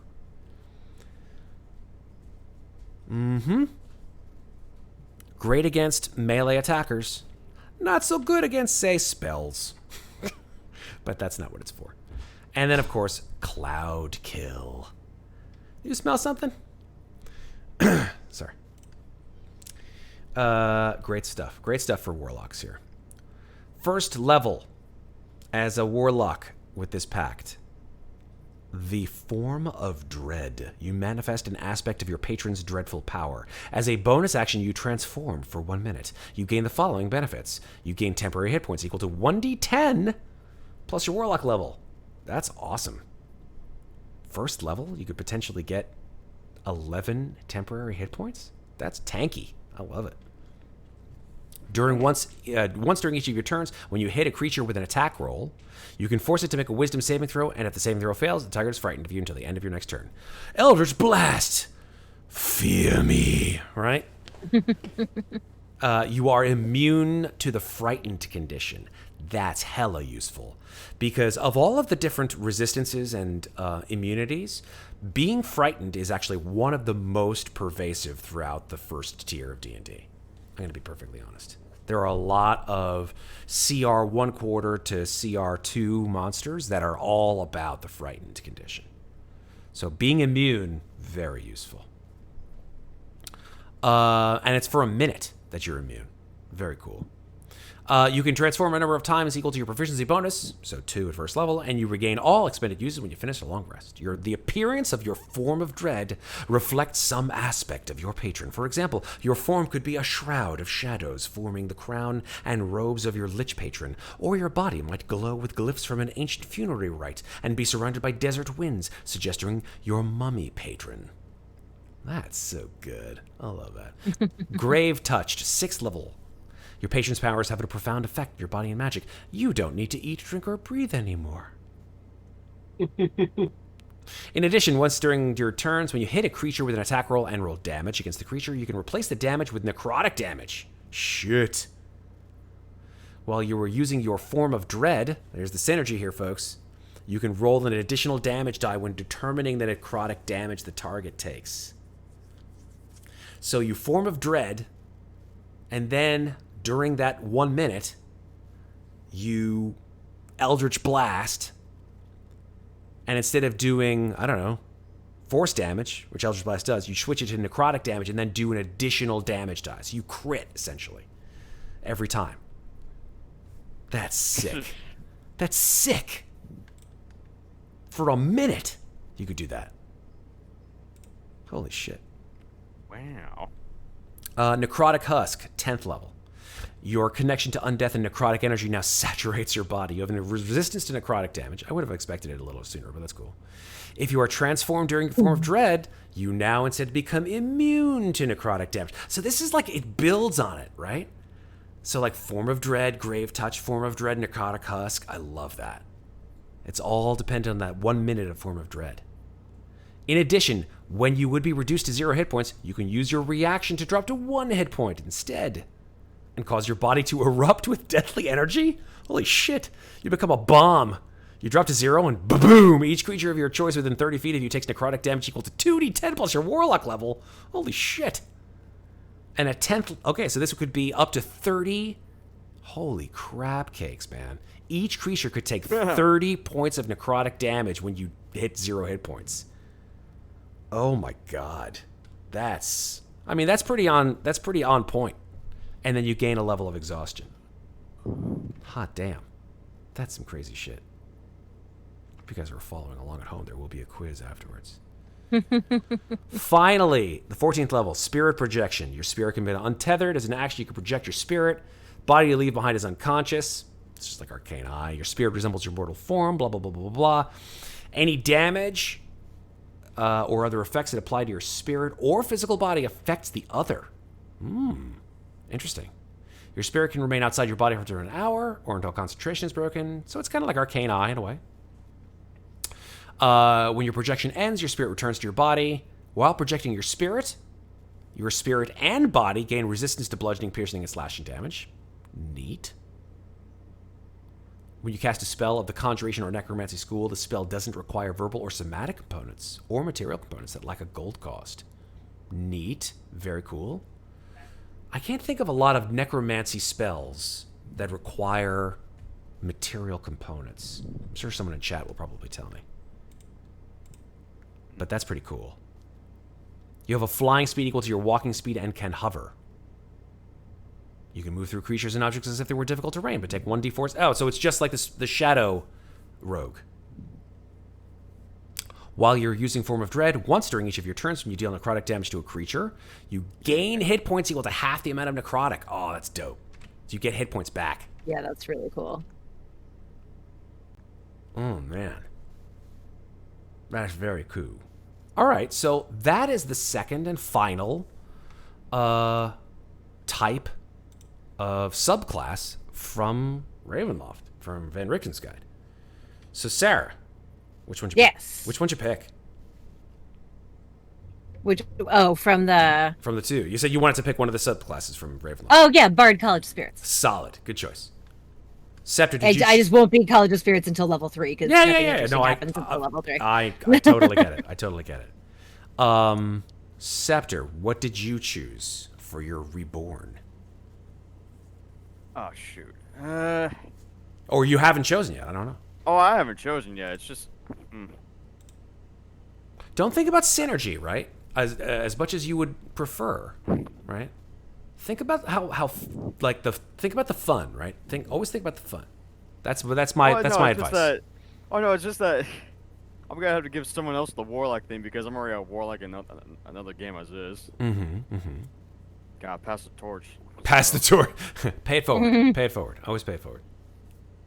Tribute. Man, remember? I'm just trying to think. Maybe like a Reborn Paladin? Or a wizard.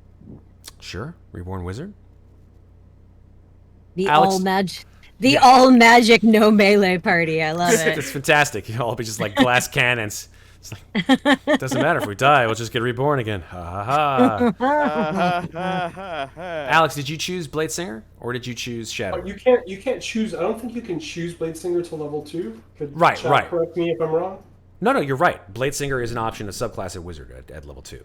But if you leveled yourself up, would you be able to see Bladesinger as a subclass? In D&D Beyond? You should be able to.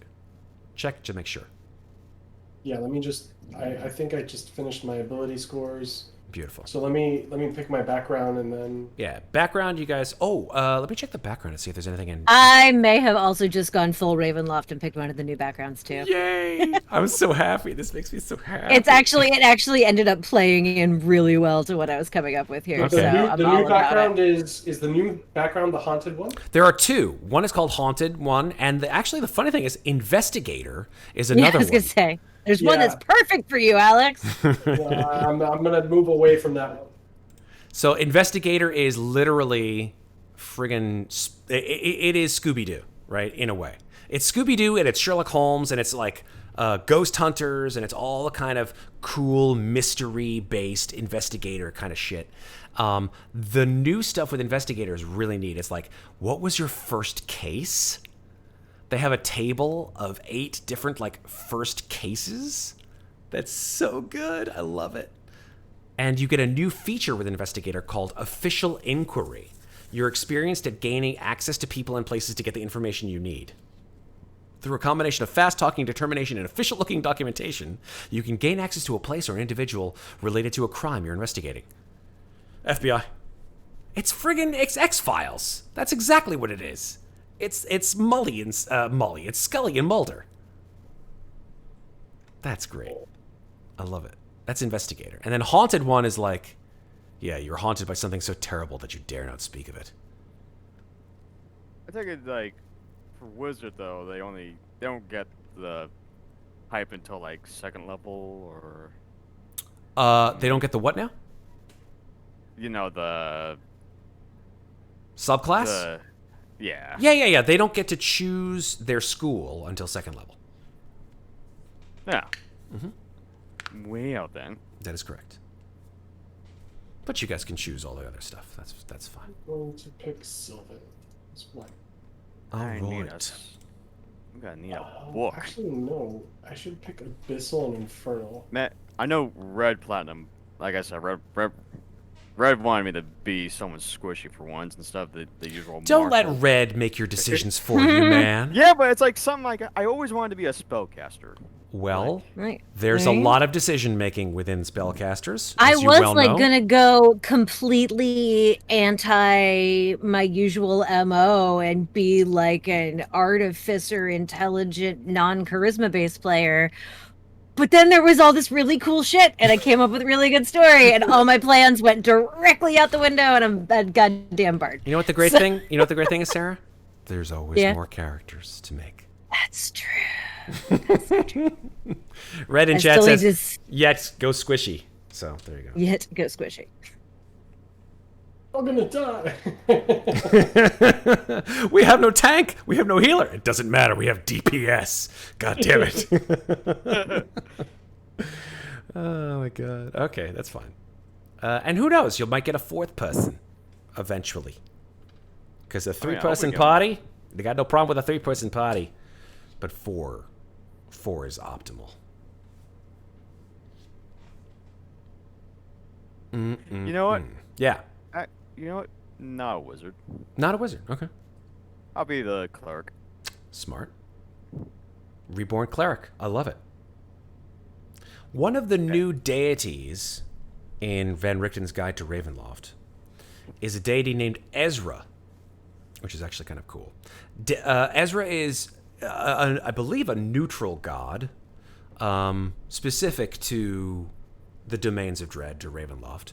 One I actually, to be perfectly honest, maybe just because I haven't done enough research, I have not seen before, and it's like it's the god of the mists, supposedly, but it's like I think it's a good god, or at least it's not an evil god. It's a god that a lot of positive influenced clerics within these domains all worship. The god Ezra. How about a grave domain? Grave domain cleric, absolutely, yeah. I mean, that's flavorful. I mean, why would you not want to be a grave domain cleric considering you're reborn? You're like, I worship the grave because I'm not in it.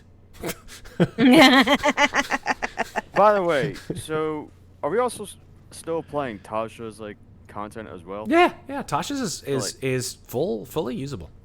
Like all the optional features as well, Like what? Like the replacement feature, like the Blessed Strike. Oh yeah. Or yeah. additional cleric spells, like yes. that kind of stuff. Absolutely, yes. All of those are completely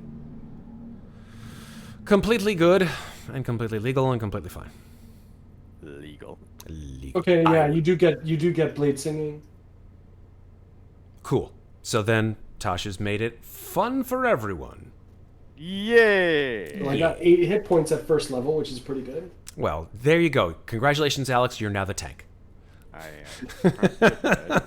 For a wizard, I pumped a lot of stuff, so my dump So I dumped into intelligence. Mm-hmm. I went with the +1/+1/+1, and I said dexterity, constitution, and intelligence. Smart. Constitution. Everybody like forgets Constitution when they're playing Wizard. And everyone's like, I have 6 hit points. Sorry. So I went intelligence first, constitution second, and dexterity third. Okay. And so I get a +2 modifier to dexterity, +2 to constitution, and a +3 to intelligence. Nice. Very cool. Decent, right? I like it. Cool. Can't go all the way up to 18 at first level, apparently. Yeah. Not yet. Depending on the background, though, I guess. Right? Yeah, I could go all the way up to 17, but it just doesn't, because at 4th level you get to boost your ability scores, right? Yeah, so yeah. you could... Your ASI, yeah. So I get the 18 at 4th level. There you go. Perfect. That'll pump up your mod. Right. Serpent's Thought says Aberrant Mind Sorcerer. Yeah. Ooh. Aberrant Mind Sorcerers. I love Aberrant Mind. It's really messed up. It's all... It's literally like... It's what was I comparing it to the other day? It's like... Now I'm being bullied in the chat. What are you being bullied with the chat for? What? Stop it, chat. That's not cool. No, Not cool. Aberrant Mind is really cool. Aberrant Mind Sorcerers are fantastic. They are like psychic... I mean, I'm not looking at the chat because I'm not supposed to be in stream. Yeah. Even though we're just building Yeah, characters. Kareem Zymir says, boo, Tower, and play Wizard. And then, yeah, bully. Yes, thanks, Kareem. Where do you add spells in D&D Beyond? Because it's not in the character builder. Right. It is you in the know character what, builder. Tyron, if you really want to play a wizard, I will let you play a wizard. I will go back to playing an investigator rogue. Again? Again? No, Investigator you need to be a... Try new things, Alex. Try new menu items. I know. Sarah, once you've completed your character... Oh, I have to do it from the character sheet? That's correct. Once you've completed your character, okay. you can click on spells, and then a new modal will pop up on the right-hand side, and you can choose your spells and just pop them in there. Gotcha. Okay, fine, wizard. I got it. I'm going to just... I just threw in Oh, there's spell managed spells. proficiency. Okay. I'm just not going to be as good at it as Elbaltham. Oh, well, very few people are, Alex. Very few people don't get a natural 25 on a... Yeah, on friggin' versatility, or what was it called? Not versatility. What's the thing where you can Jesus, it's the rogue thing where all of your skills you can't roll under a 10. What's it called? Yeah. Reliable talent. Reliable talent. Jesus, thank you, Sarah. You're welcome. Kareem came in like 2 seconds after you. Reliable talent. Kareem, how are you doing? How's everything going for you people in chat? Oh, he is a bully lich. Who's a bully lich? Kareem Zymir? Or you? Oh, I know him. He's a lich. Oh, he's a lich. Okay. Well, we like liches here on Slices and A Dices. fancy lich with a wig. That's okay. I mean, listen. if you've got it, flaunt it, right? I mean, hell, never mind. I think the average number of liches per campaign that I have here is probably anywhere between 2 to 3. 2 to 3 liches per campaign. I'm all right with that. I mean, we've only seen like 2 of them in another campaign. That's right. There were 2 in the I previous am taking campaign. my favorite cantrip, though. Which is? Dancing Lights. Dancing Lights. Okay. I mean, it's a horror campaign. I feel like well, actually, no. If somebody else has a light cantrip, fuck that. I'm gonna take something interesting. Magic works differently in Ravenloft. Just letting you know. I'm gonna take that instead. The cool thing about Curse of Strahd is when you start doing your spells for the first time, if you're like from a previous, I don't know, world or something like that, and you get sucked into Ravenloft and you do certain spells, they change subtly. Like you'll do Mage Hand, and like instead of a Spectral Hand, like a skeletal rotting flesh hand will come out and like grab shit and like, what the hell? Yeah. Or like you'll summon a familiar and like a skeletal form of it will pop up instead of its normal like owl form. Woo. Crazy. Definitely taking that. Yeah, we're not necessarily going for for chances here. But once you guys have your characters created, we'll go through them, and then maybe we will unleash our inner creativity and create our own Darklord. How does that sound, folks? It sound good to you? I like it. So, like I explained to you guys at the beginning, each of these domains of dread within Ravenloft are controlled by a Darklord, who is consigned to their own personal prison over which they have power.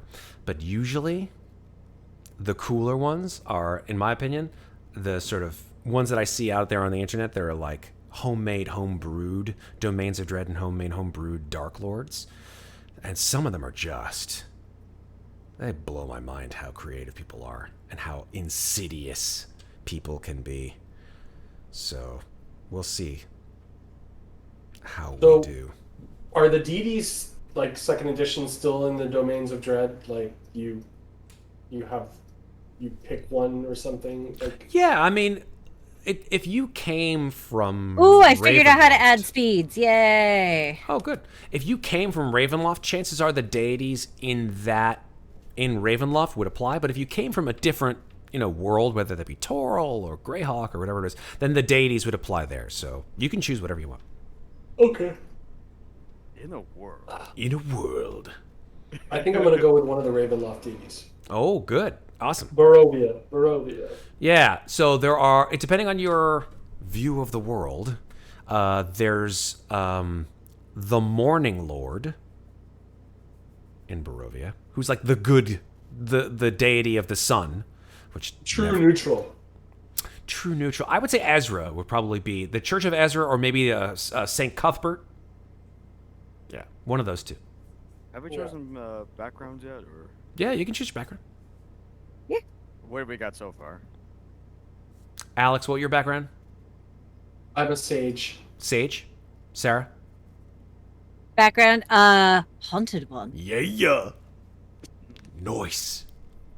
Did you say there was another thing that was like updated? I also figured out how to add extra languages. Like, basically, once you're in your character sheet, if you open it up, there's a place that you can customize stuff. Cool. Scepter, the answer to your question is yes, there are two new, updated for Ravenloft. The Investigator and the Haunted one. That's it. Those two. So you can choose those. So what we're going to do is we're going to take a look at your characters after you guys have finished them, and then we'll go to break. Sound good? Or we can go to break and then we can choose our character. Or then we can show our characters off. How does that sound? I'm dealing with... I chose my equipment, and then it didn't put it in there. You know what? Let's do that. Let's go to break, because it's a little bit before 11:30. We'll take a good 10-minute break, and then when we come back, we'll show everybody our beautiful creations. Yes. And then we'll go from there. Jesus. Yes, indeed. Yes. So, we will... hold on for 1 second. Okay, there we go. Now it added it in. Where is it? Where is it?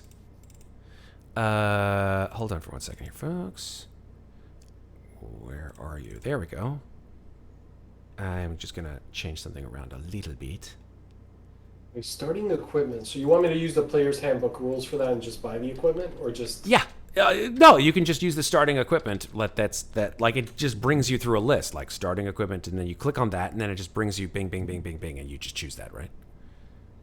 Yeah, but I want to get prepped up for blade singing, so I want to grab the armor now. Okay, that works fine.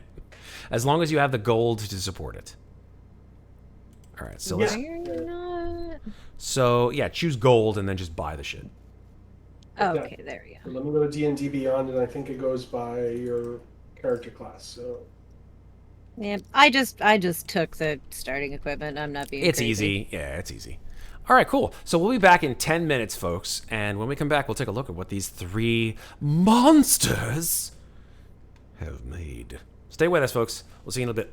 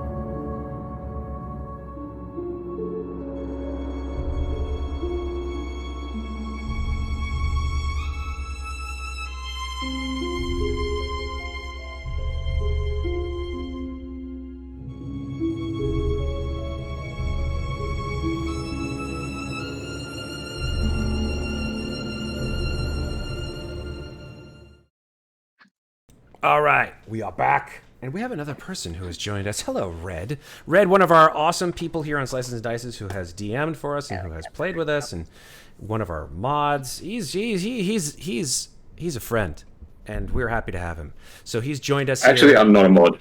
Oh, no, that is not true because, well, you'll find out. You'll find out in an hour. I just let the cat out of the bag. God damn it. Anyway, so Red's here to say hi and to help, I guess, sort of make comments on the side about the choices that Scepter and Sarah and Alex have made with their character choices, which I believe they're close to being done with. I was just changing a proficiency I didn't like. You're just choosing your spells? Okay, for level 1. It shouldn't take too hard. I think it's like 3 spells or 4 spells. All right, who's ready? Raise your hand for me to... 3 cantrips and 4 spells. All right, beautiful. Let's do Sarah's. I'm ready. Let's do it. Sarah's character is moi... Okay, I'm going to butcher this. Please tell me how it's pronounced. Muy nut. Muy not. Muy nut, kind of. Muy not. But softer than that, obviously. Muy not. I like it. Muy nut. Now, I'm going to ask you a question. Is this a name that you made up, or is this a historical name? It is a Gaelic name. Oh my gosh, that's so cool. Okay. I love names that are not just like random. I like if they have actual historical It is a Gaelic or cultural name. significance. I like that it looks like midnight, even though that's not how you say midnight in Gaelic. And it means noble one, actually. Cool. All right. I discovered after I found the name and was like, I really like this name, and then I discovered what it meant. So. All right. So let's open her up. Female Hexblood Bard. All right, here we go. Looking good. Charisma Bard. We love the bards. All right. Yeah, you get that eerie token.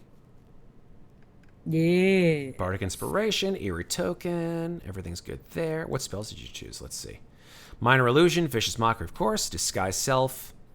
Why do you have it twice? Oh, okay. Oh, because the way that it added it in once as my innate, and then once if I'm using a spell slot. Yes, that's cool. Okay, Fairy Fire and Hex, and Dissonant Whispers, of course.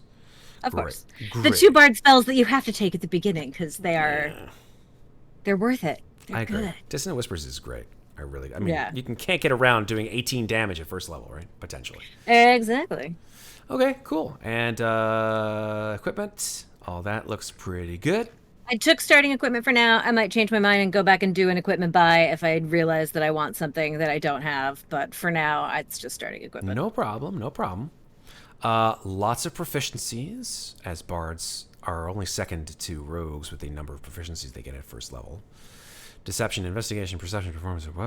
Okay, pretty darn good. I don't see any weaknesses except maybe strength.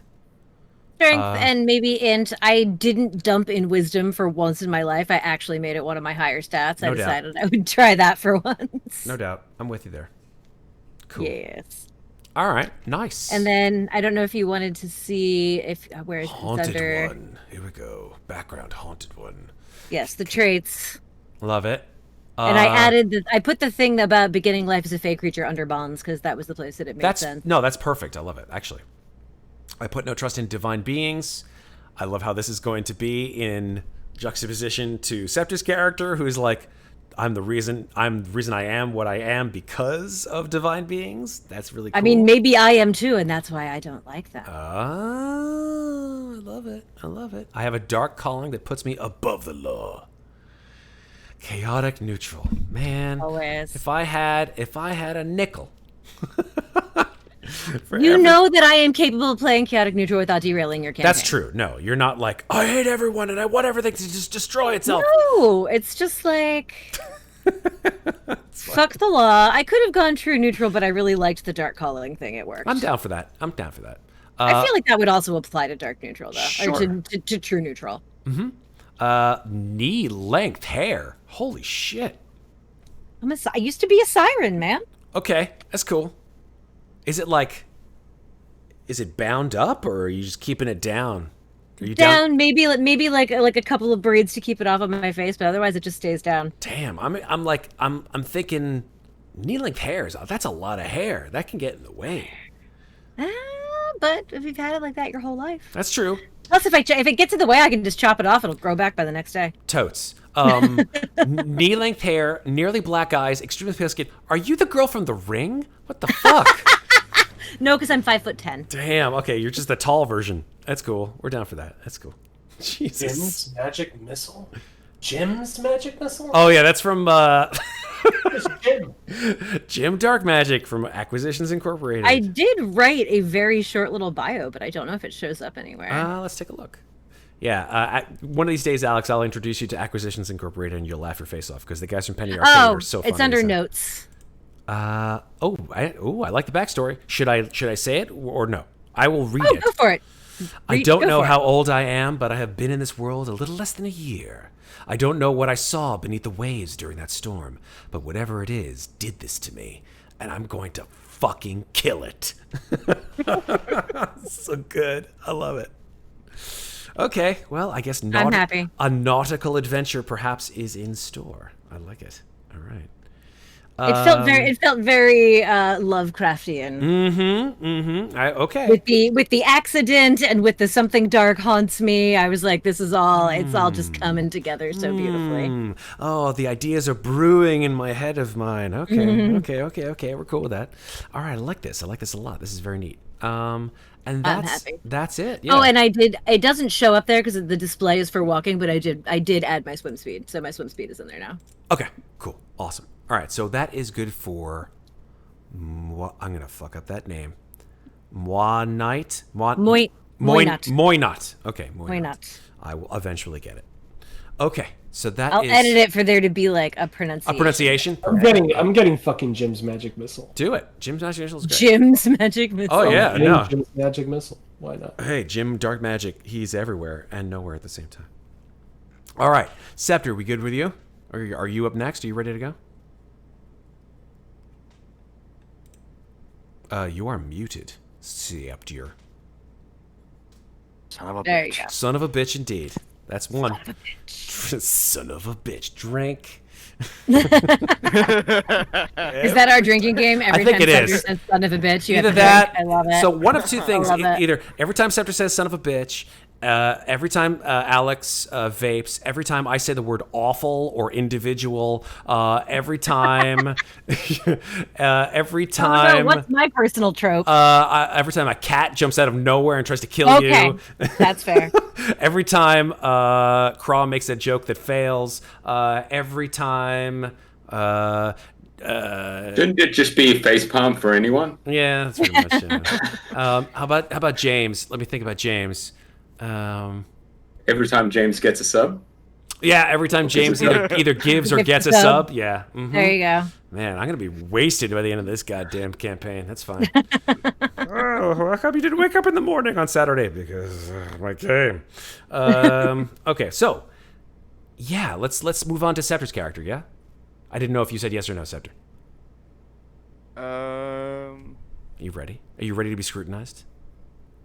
Oh man, apart from personality traits that I'm still working on. We can work on that. That's fine. I want to just take a look at what you got. Yeah, I mean, sure. Super. Tartaglia or Tartaglia? How do you pronounce? Yeah, the first one. Tartaglia. Okay. So Tartaglia's name is Okay. I like it. I like it. Reborn Grave Cleric, from what I heard, yes. Or will be soon, anyway. Yeah. No, actually, no. Grave Cleric is first level, so yeah, you choose your order of first level. Eyes of the Grave. As an action, you know the location of any undead. I love Eyes of the Grave. This is great. Yeah.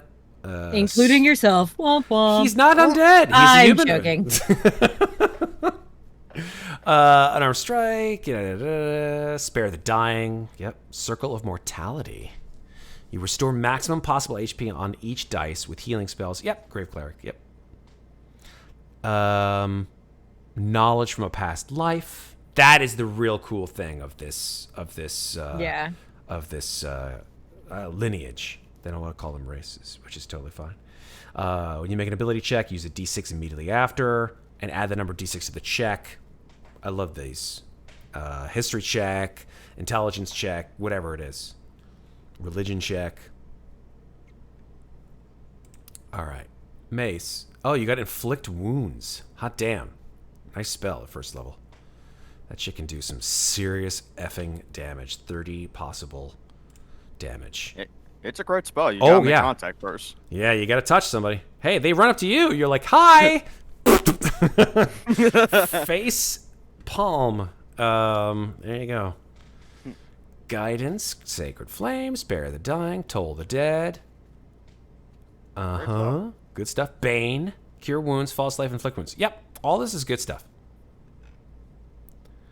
Equipment, took the standard, love it. Features and traits. Yop, Grave Domain. All this is good, good, good. Deathless nature, advantage on death saving throws, don't need to... All this is good. Let's go to description. Investigator.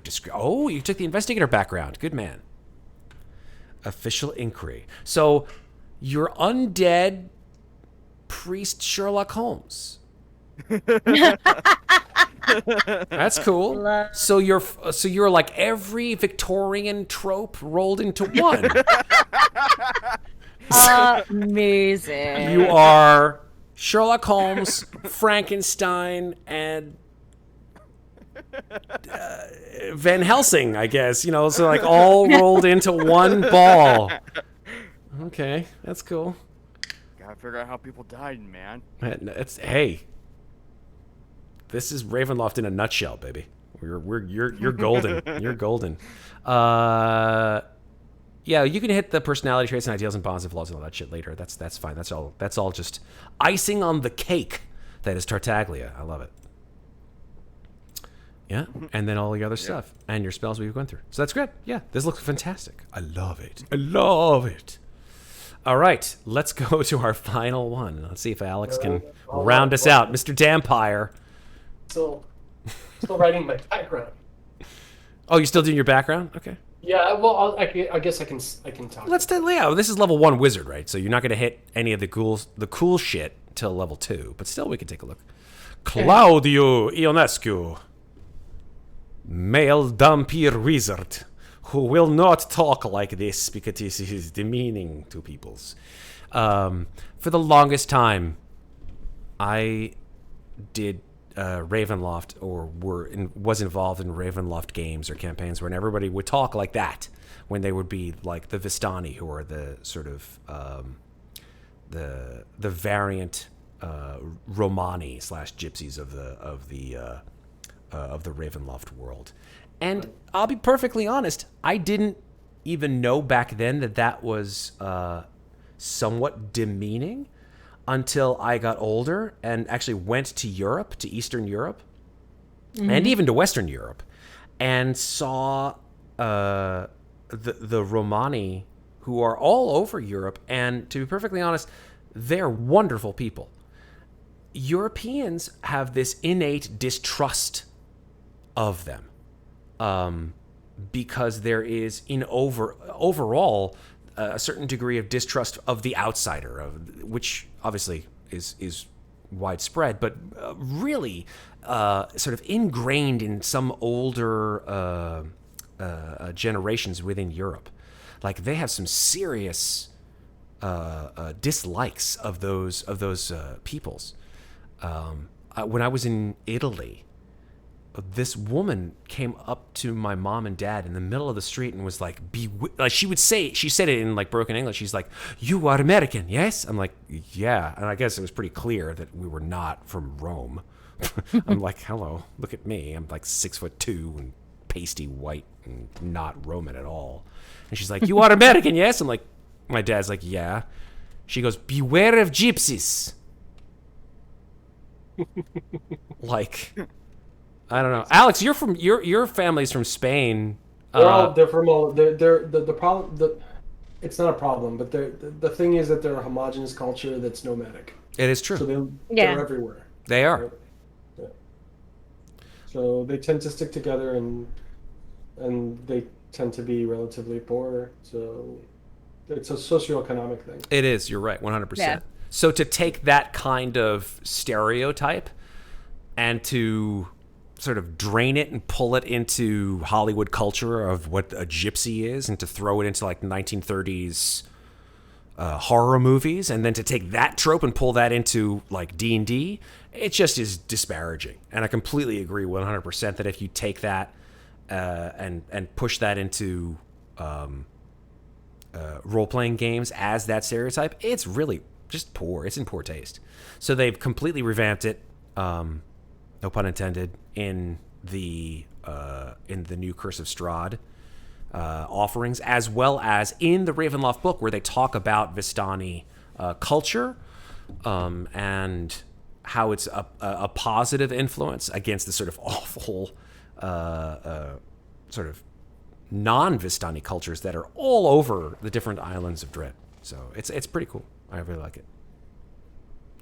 Okay, so we have Claudio Ionescu, who is a male Dhampir wizard, who has a fanged bite. Does 1d4 plus 2 piercing damage. Very nice. Okay. Because your con is... Yes, you chose the con for 2. That'll have that. That'll help. And then... What spells did you choose? Blade Ward. Okay. Prepping for the Blade Singer. Message and Toll the Dead. And Jim's Magic Missile. I love the flavor on Jim's Magic Missile. Any apprentice wizard can cast a boring old magic missile. Sure, it always strikes a target. Yawn. Do away with the drudgery of your grandfather's magic with this improved version of the spell as used by Jim Dark Magic. Dark Magic, that just sounds like a person that's made up their own name. Oh yeah, he did. He totally did. Edgy. No, Edgy guy. back... Sounds like, What does it sound like, Scepter? sounds like Halister's cousin. He probably is Halister's cousin. He probably doesn't even know it. Back in the day of 4th edition, when 4th was transitioning into 5th edition, they took the two guys who did the Penny Arcade comics, and they introduced them to Dungeons and Dragons, and they played a podcast, and it precedes Critical Role as one of the first influences on the culture of the times that said that streaming Dungeons and Dragons, or maybe even Dungeons and Dragons as a spectator / like audio kind of experience, was a positive one. It made me go, oh shit, this is pretty funny to listen to and fun to listen to. Not funny, not just funny, but funny and fun. And so the Acquisitions Incorporated group has become a thing. Like, they put them on stage shows and shit, and it's funny. These guys are really, really good. And Chris Perkins is their DM for the most part, except recently when Chris no longer does their stuff now. It's Jeremy Crawford. But he's amazing too. So really good stuff. Jim Dark Magic. You create 3 twisting, whistling, hypoallergenic, gluten-free darts of magical force. Gotta be gluten-free. Gluten-free. You don't want to hurt them unintentionally, do you? Yep. Nope. How is this better than regular magic missile, though? Let's see. On a hit, a missile deals 2d force damage to its target. 2d4. So instead of 2d4 plus 2... Sorry, 1d4 plus 2. No, 1d4 plus 1 for each dart. A missile does 2d4. Interesting. Okay. If the attack roll scores a critical hit, the target of that missile takes 5d4 force damage, instead of you rolling damage twice for a critical hit. Holy shit. Nice. God I like damn. it. Remember, Alex has this one, so he's the one that rolls natural 20s all the time, so Well, he's going to crit on that all the time. That's awesome. Trust me, that's why I wanted to roll rogue again. There's nothing like the feeling of doing 120 hit points of damage to something, and the best part about it is in your mind you think it's going to die, and then Matt goes, "No, he's still alive." And then you go, I could do it again. and then you go, how is Unfortunately, I that can't guy put still sneak attack alive? on it. Because How's he things still have alive? more hit points than you can put out, Alex. Alex, Yeah, 1,000 hit points on each character just because Al's in the game.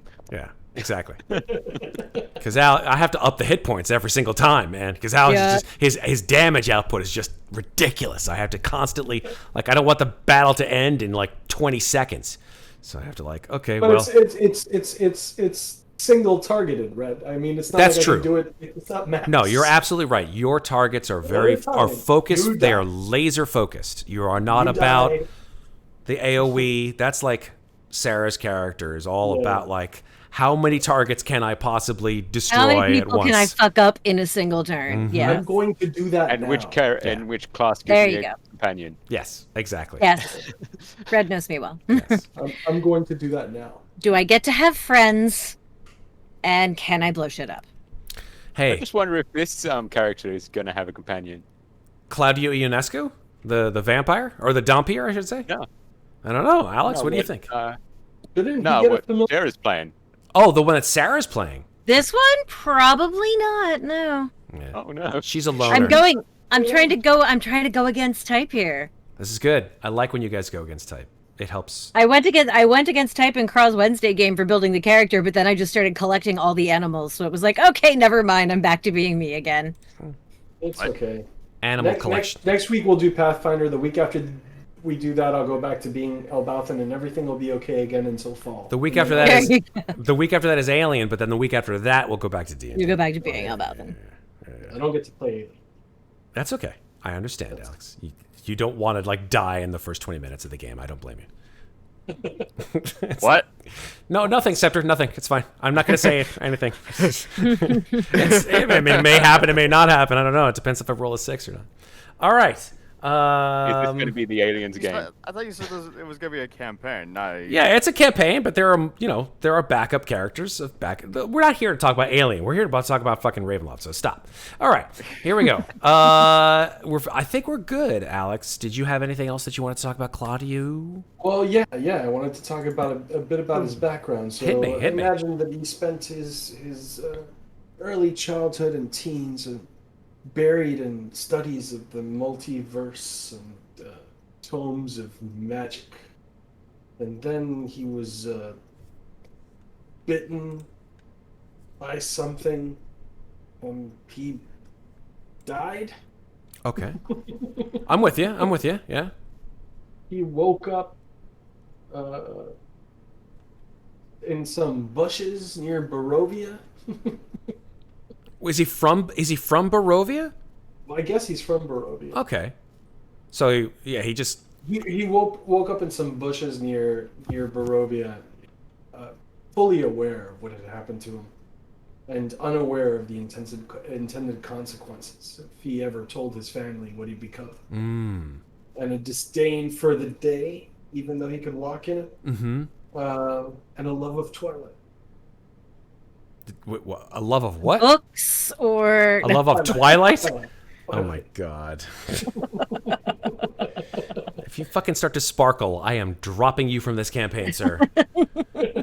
It's just not going to fly in my campaigns.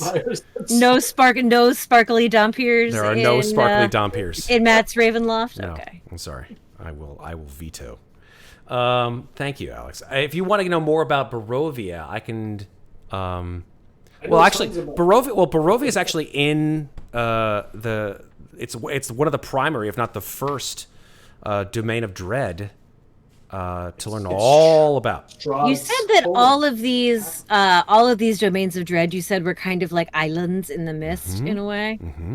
Yeah, they Because are. I was thinking where I got to get back to the page for the They're all the hex. separate islands because they have some recommended domains of dread. You guys don't have to be from those places. No, I know. What Which I was is- going to say is that I think that Moynat was actually from somewhere just outside of Haslan. Oh, Haslan. maybe- Okay. Haslan, and maybe somehow the magic of that crumbling domain kind of cracked into the world where she was. That's cool. So here's this thing about Haslan. The guy who rolls Haslan is this sort of crazy little dictator. His name is Haslik. Haslik used to be a red wizard of Thay. Remember those guys, Alex? Remember Yeah. the wizards of Thay? Yeah. Yeah. So don't know how we're supposed to conclude with that. Oh, don't worry about that. That's my job, not yours. And who knows? Maybe it'll conclude in this campaign. Maybe not. I mean, I just picked it based on the thing about the crumbling and bizarre magic. Yes. I will give you some information about Hazlan real quick. Yeah. In Hazlan, magic is authority, justification for any excess, and for those without it, the specter of inevitable doom. This domain is less a nation than a vast magical laboratory whose wizard overlord Hazlik views every being as either an apprentice or a test subject. That's all I'm going to tell you right now. But I just pulled up the page in the book a little bit and I'm looking at it, but magic is unreliable, resulting in disastrous and dangerous side effects. so he could have opened up a rift that created the creature that Yes. came up out of the water, dragged me out of my plane, and turned me into a Hexblood. Yes. The only problem with Hazlan is that it is a landlocked domain. Well, you said that they're in the mists. They so are, yes. technically- So technically you could have come from a place outside of the mists, but Hazlan itself is essentially... Well, that's what I was saying, is I did come from a place outside the mists. And Okay. I got yanked into the mists by some kind of accident, per my choice from that chart, created perhaps in Hazla. I love it. Okay, cool. We can work through it. Absolutely. And also, that's not a definite thing. That was something that occurred to me. I love all of this stuff because this is where the good stuff comes from. All of the the picking of this and the picking of that and all that jazz. I love it. Hazlan is a domain that resembles Fae, and Fae in and of itself is a sort of mostly rocky or deserty domain with a couple of rivers spanning it, but mostly just very arid, dry, sandy terrain. Definitely not the best place for a water creature to wash up. No, sir. Okay. So that is Hazlan. Now, let me talk about Barovia for a second. Alex, you did not join our crazy Curse of Strahd campaign from a few years back, but I'll tell you about Barovia. Besides the fact that it's ruled by a vampire lord named Strahd von Zarovich. Basically, it's a relatively small domain, comparatively. It's maybe, I don't know, 30 or 40 miles wide. I have the adventures. Oh, look at you. Cool. Yeah, Barovia is a pretty... We're not doing Curse of Strahd. We are not doing Curse of Strahd, no. Curse of Strahd is... I've been there and I've run that. Been there, run that. And I love it. It's a wonderful place, but we are not Get running that for Curse of you Strahd. on a t-shirt. Been there, run that? Yes. Been there, run that.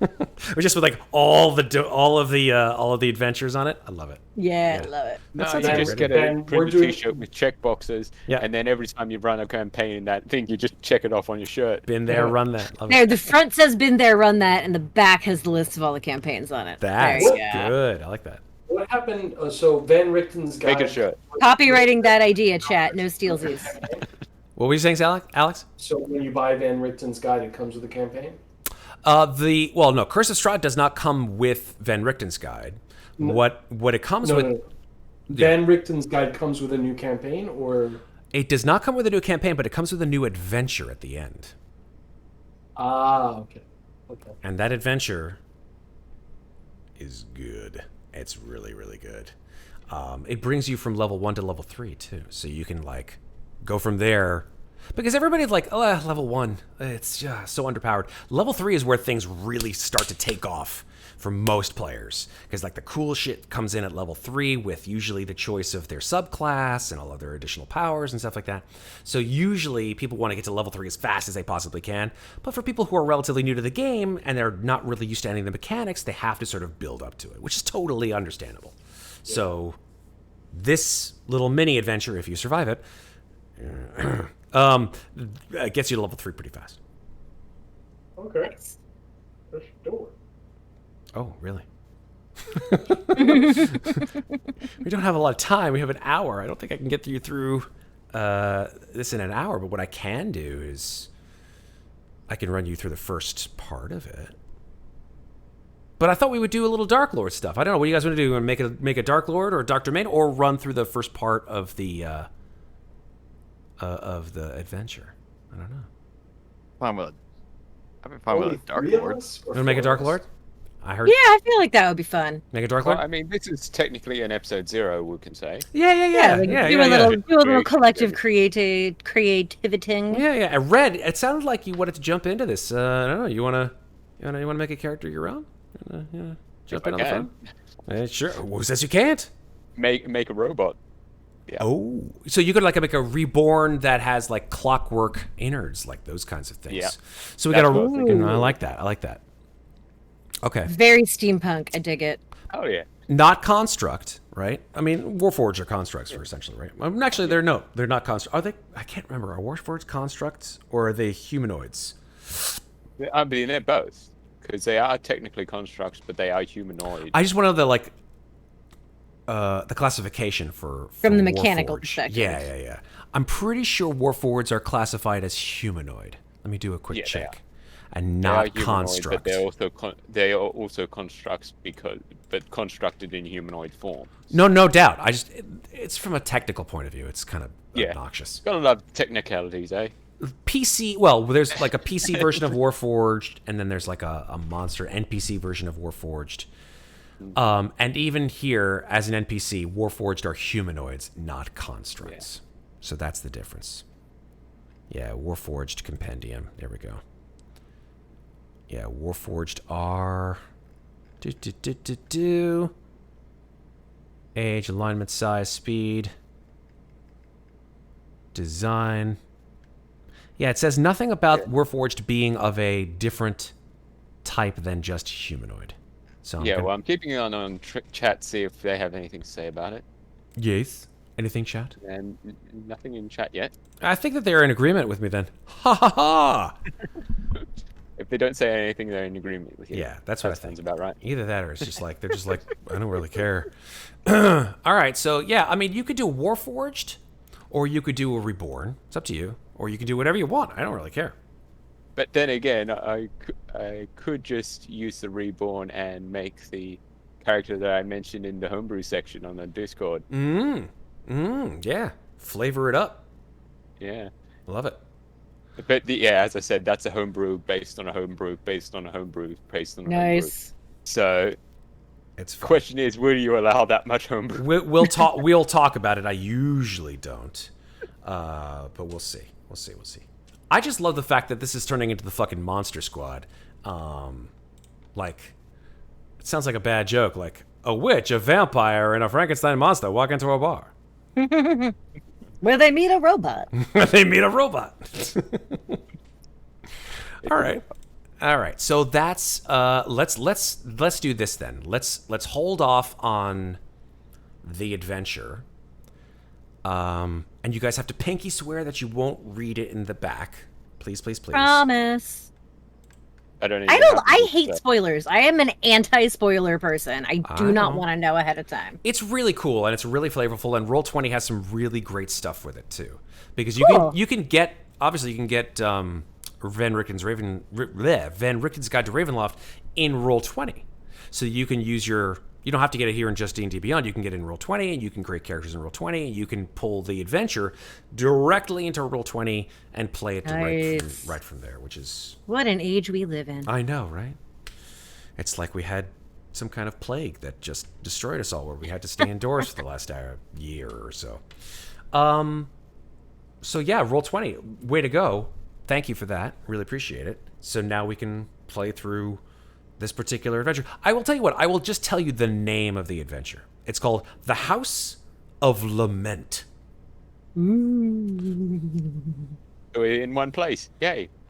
So we're not... Yeah, I mean, you're right. It's a house. It's an adventure through a house. That's good. So we're not going through an entire city. The city? No. There's no city. Yeah, this is not a city starter adventure. No. I mean, it's like Waterdeep, The House of Lament. No. Baldur's Gate, The House of Lament. No, it is a starter adventure. It goes 1 through 3. There's all kinds of stuff in it. There are some parts that are just like, whoa, yeesh. And there are some Nice. monsters. Again, don't look at the monsters in the back. Don't look at the monsters in the back. Don't worry, Scepter. man. I'm not. I'm trying to avoid it altogether. I appreciate it. I also don't I'll have do that time. after the game's finished. I don't have time to look at the monsters. You will have time when I show you these monsters when they appear. Some of them are just like, oh, that's messed up. I mean, I don't have time to go hunting them down before we play. I appreciate that. Okay, so let's create a Darklord. Fuck it. Let's How does do this it. work? All right, so how does it work? Great question, sir. Let's talk about Darklords. Here we go. Sources. In chapter 2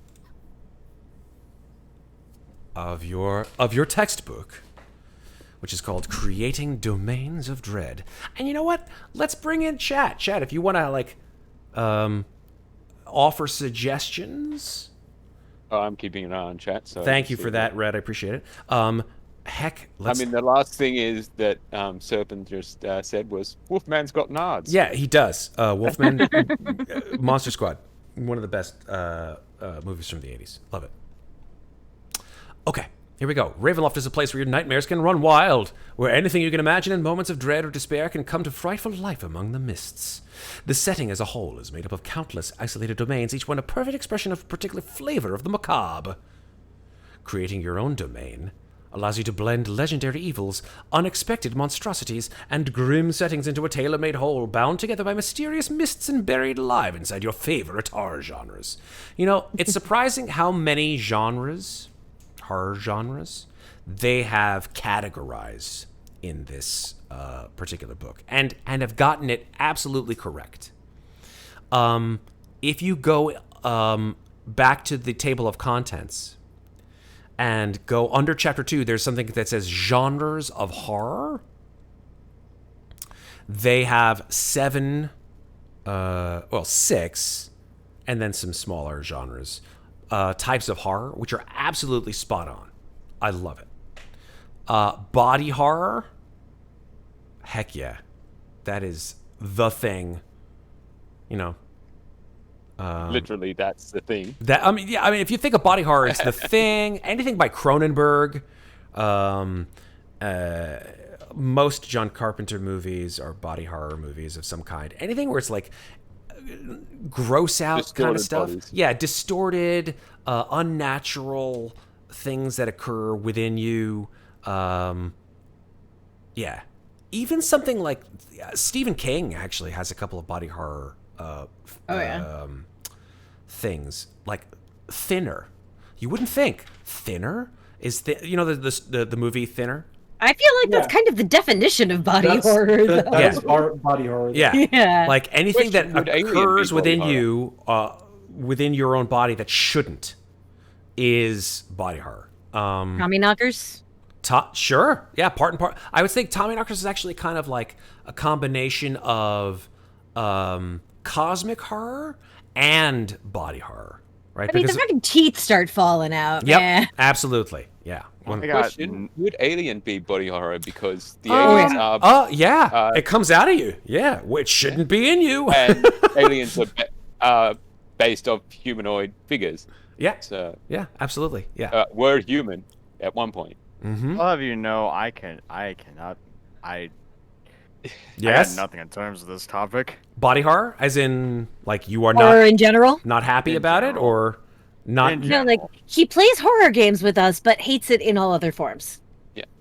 So he hasn't watched any body horror. So he has no input. No problem. He has watched The Thing. He has watched the thing. That's And right. he I has have liked watched- it.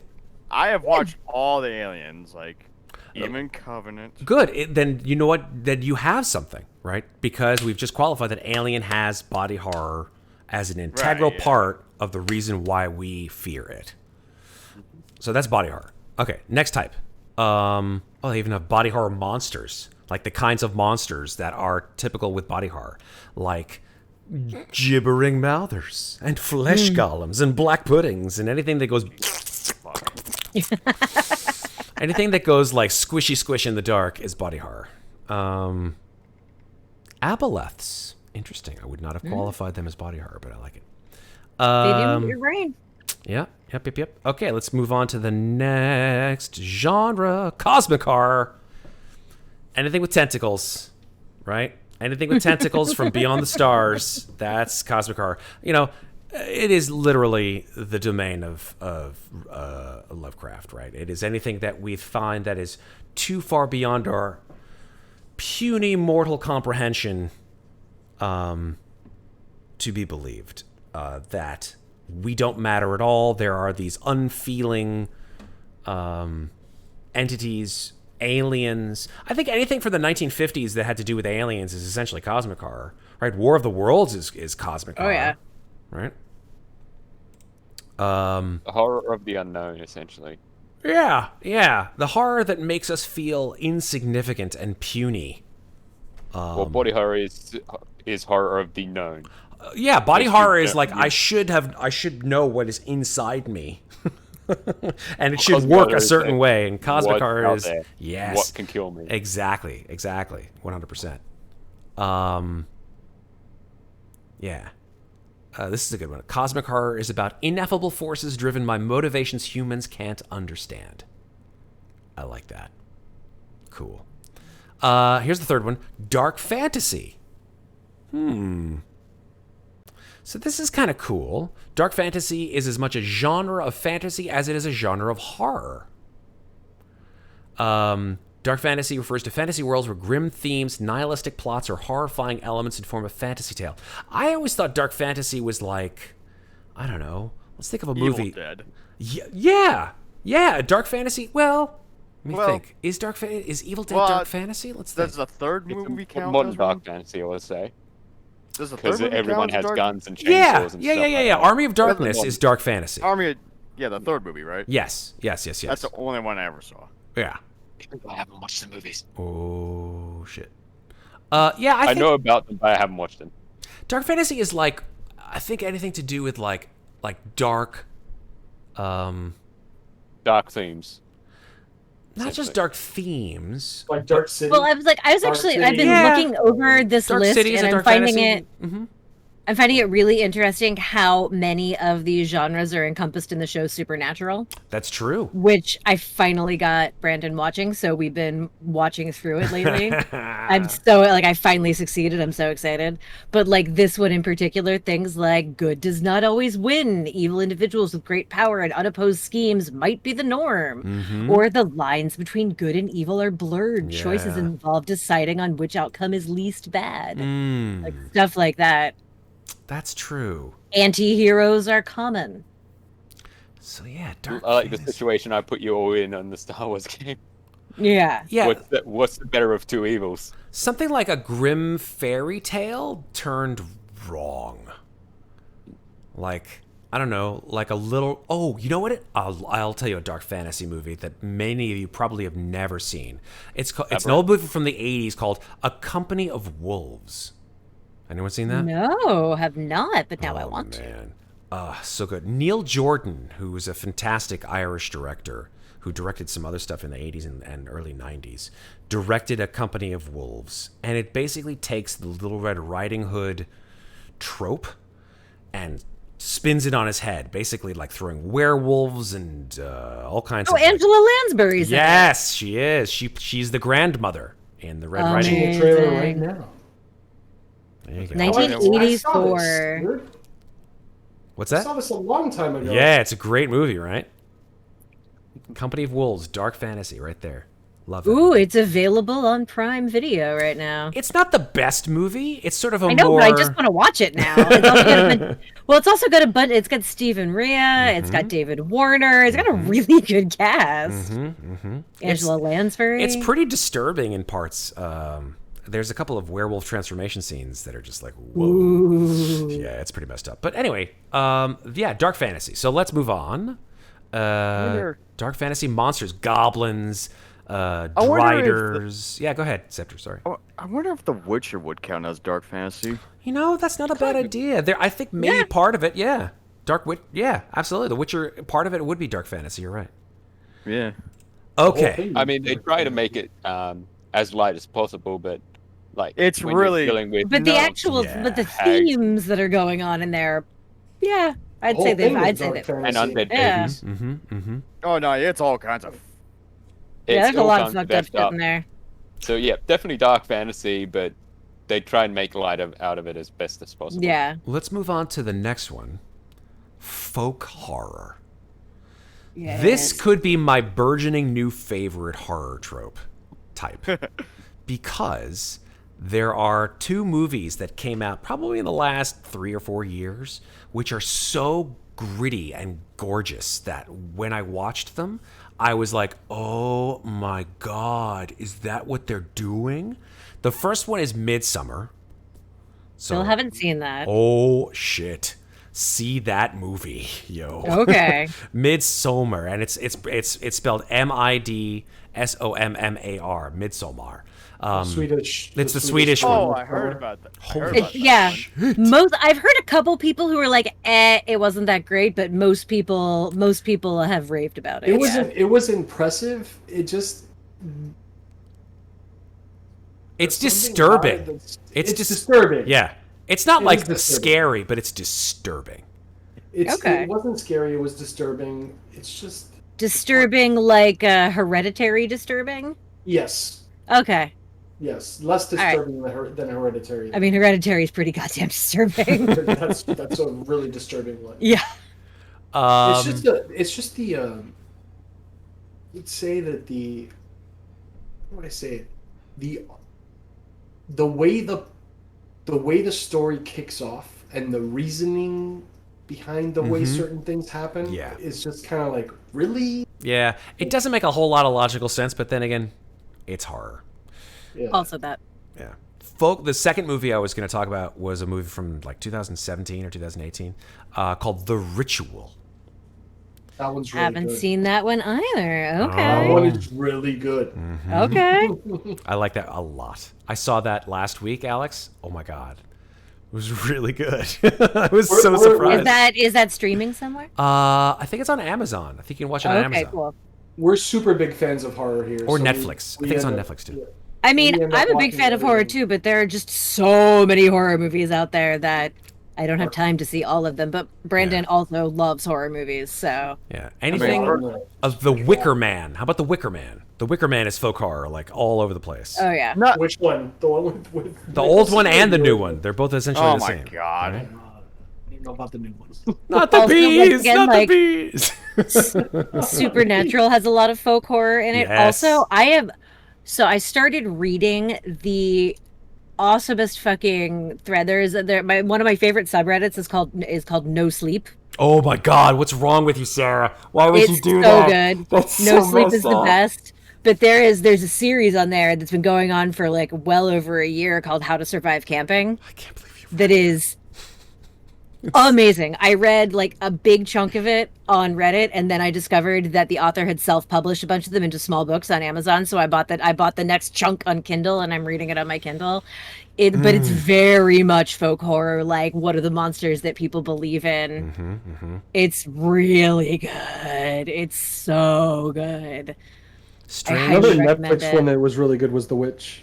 The Witch is very good too. That's folk horror as well, yeah. Yeah. Yeah. A community's surroundings often influence its beliefs. Their traditions might be naturalistic or relate to some of ancient lore.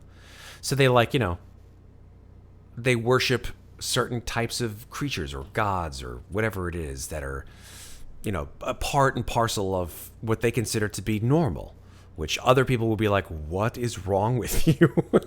Yeah, because behold, it's the normal, of course. Yeah, exactly. So that's folk horror. Ghost stories. Do I have to say any more? No. Come on, ghost But stories. guys, What's a I ghost have story? to go. She's here, and Oh, okay, Yeah. Alex. No worries, buddy. It was good to see you. Man. Good night. it was great to see you too, We man. will- I really look forward to this adventure. Pathfinder, buddy. Pathfinder. Next week. Next week, and Red will sync up next week and do your. Yeah. That's right. Red is joining the Pathfinder join. Alright. Club. And I made Albal. You made Albalthan. Is that what you did? Get it back in your face. Back in your face. You're gonna do a lot of sneak attack damage. Love it. He's not rogue. Yeah, He's not rogue. He's an investigator. yeah. All right. It's true. Love it. Alex, have a great night, sir. Thanks for joining us, and we will continue on for the next half hour or so and see what we can make. Have a good one, dude. All right, talk to you. See you in a guys. week. All right. Ghost stories. We don't talk about ghost stories. Ghost stories are ghost stories. They're fucking crazy and creepy and insidious and all kinds of And other ghosty. shit. And ghosty. And then the last one, gothic horror. Yes, I love me a good gothic horror story. You know, I like gothic horror. It hasn't really come to the fore recently with any movies that I can think of. I mean, they are classic horror stories, right? I mean, Twilight wants to be gothic horror set in the modern Oh, world. that's not true. Not. I'll tell you what Oh, movie I was said gothic horror. wants to. What was the But name of it's- that movie? Oh shit. It had Hiddleston in it, and it took place in like a Victorian house. Shit. Help me out. It was called like something with the word red in it. God damn it! Now I have to fucking look it up. I'm sorry. Hiddleston. Although I just realized there was a TV show that we were watching for a bit. It was on one of the streaming services. It had Cara Delevingne in it. There were like fairies in our world, like being tormented, and it was taking place in like Victorian England. Like Yes. that was. Can't remember the name of it. We never It was finished called it. Carnival Row. Carnival Row. Carnival Row. That's what it was. Carnival Row is definitely like gothic horror. I agree. It did have some are you sort trying of to- fantasy elements to it. Go ahead. What was that? Are you trying to look up Crimson? Peak. Crimson Peak. Good job. Yeah. You win. Crimson Peak, gothic horror movie. Recent gothic horror movie. Good. It's sort of a ghost story and a gothic horror piece as well. Great gothic horror Freaking stuff. Tom Hiddleston. Oh, no, dude. Good stuff. Love it. Decided to take a break from being a Loki for once. Yes. Not goth horror, serpents. Gothic horror. Definitely big difference between goth horror. Gothic, like, because there's also like gothic romance novels, which is, Yes. Wuthering Heights, like Romance. sad emo men wandering the moors in the fog, and You know what a gothic horror movie is? Obviously, that came from the book. Is Dracula, right? oh Yeah, I mean, yeah, like, and Frankenstein technically. yeah, that's true. Gothic Yeah. horror, absolutely. Anything with like tragic figures that eventually end up in horrific situations is gothic And like horror. overly heightened emotions all the time, very melodramatic. Yep. And then they have other horror genres, which are like disaster horror, zombies, or Plague or Yes. comet or Yep, absolutely. Slasher. Volcanoes. yeah, like the Metro video games are disaster horror. Mad Max. Yep. Mad Max.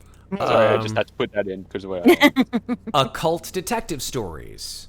I think basically the X-Files is occult detective stories. Supernatural. Also occult detective Supernatural is pure occult detective, 100%. Psychological horror. These are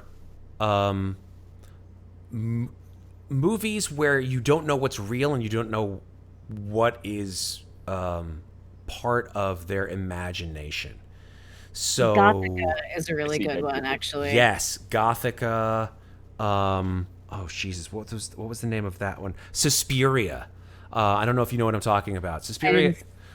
The name is really familiar, but I haven't It's seen an it. old movie from like the 70s, I think early 70s or late 60s, which they turned. I think they redid it. They rebooted it. Suspiria. It takes place in like a dance studio.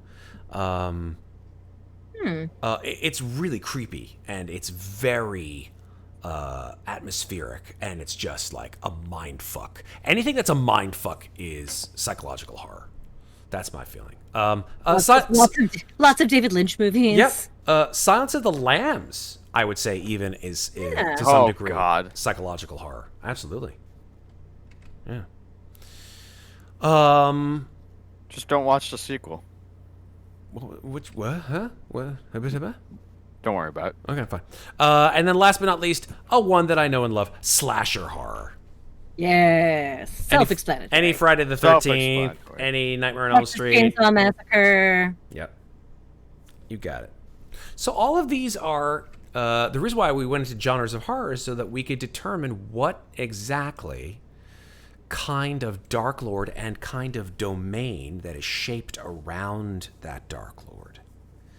Because I find that if you start with a Darklord and sort of move outward, you may lose the forest for the trees. But if you want to create a domain and then center that Darklord as the heart of that domain, that may float your boat better. So the question is, do you want to go sort of outside in or inside out?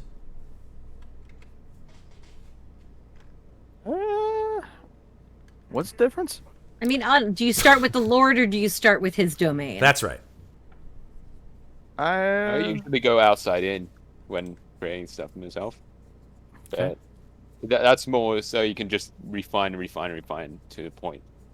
Yes, Pink. Rather than going from the point and then just creating a tree to go down. Well, I guess it kind of depends, because if you're looking at what the book says, it's talking about how the domains are mocking reflections of the evils they can find. That's So correct. then that becomes, you create the world, and then you're like, okay, so whatever his evil is, what would that do to the land around him? Kind of thing. Like, how is that reflected in the place that he lives? Yeah. By the way, As opposed to the what's the place setting shaping you wanna him, he keep? placed the shape. And then why is that sitting like that? And then who would do that? Essentially. yeah, because the domains don't exist without the Darklord. Yeah. Right? If the not Darklord like the land shaped disappears, him. exactly. He shaped the land. They are the same. Yeah. They are the same. Pink Vampire, All Pink Vampire says, I feel like we are creating a keyhole and then the perfect fit to go inside. Ooh, I like that. That's nice. Creating a keyhole. Don't look through the keyhole. Shutter Island. Yes. Oh my god. I didn't Ooh, think about yeah. that. That's totally true. Oh, Shutter Island. Or, Oh my god. Insomnia. Yes. Yes. For psychological horror, absolutely. Yeah. My god. If you scroll up, there's actually even more horror movies. Dresden Files. Yeah. I'm with you. God, everybody's loving this. This is great. I'm going to pretend like I didn't see the fact that someone wrote crotch tentacles. Because that I'm going to just... I mean, there's always teeth. Aww. Oh god, that movie. That movie. I walked away from it and I was like, I am god. How about a dumb movie, Rubber? What movie? Rubber. I don't know that movie. What's Oh, it? rubber. It's so dumb. It's literally, imagine a killer tire.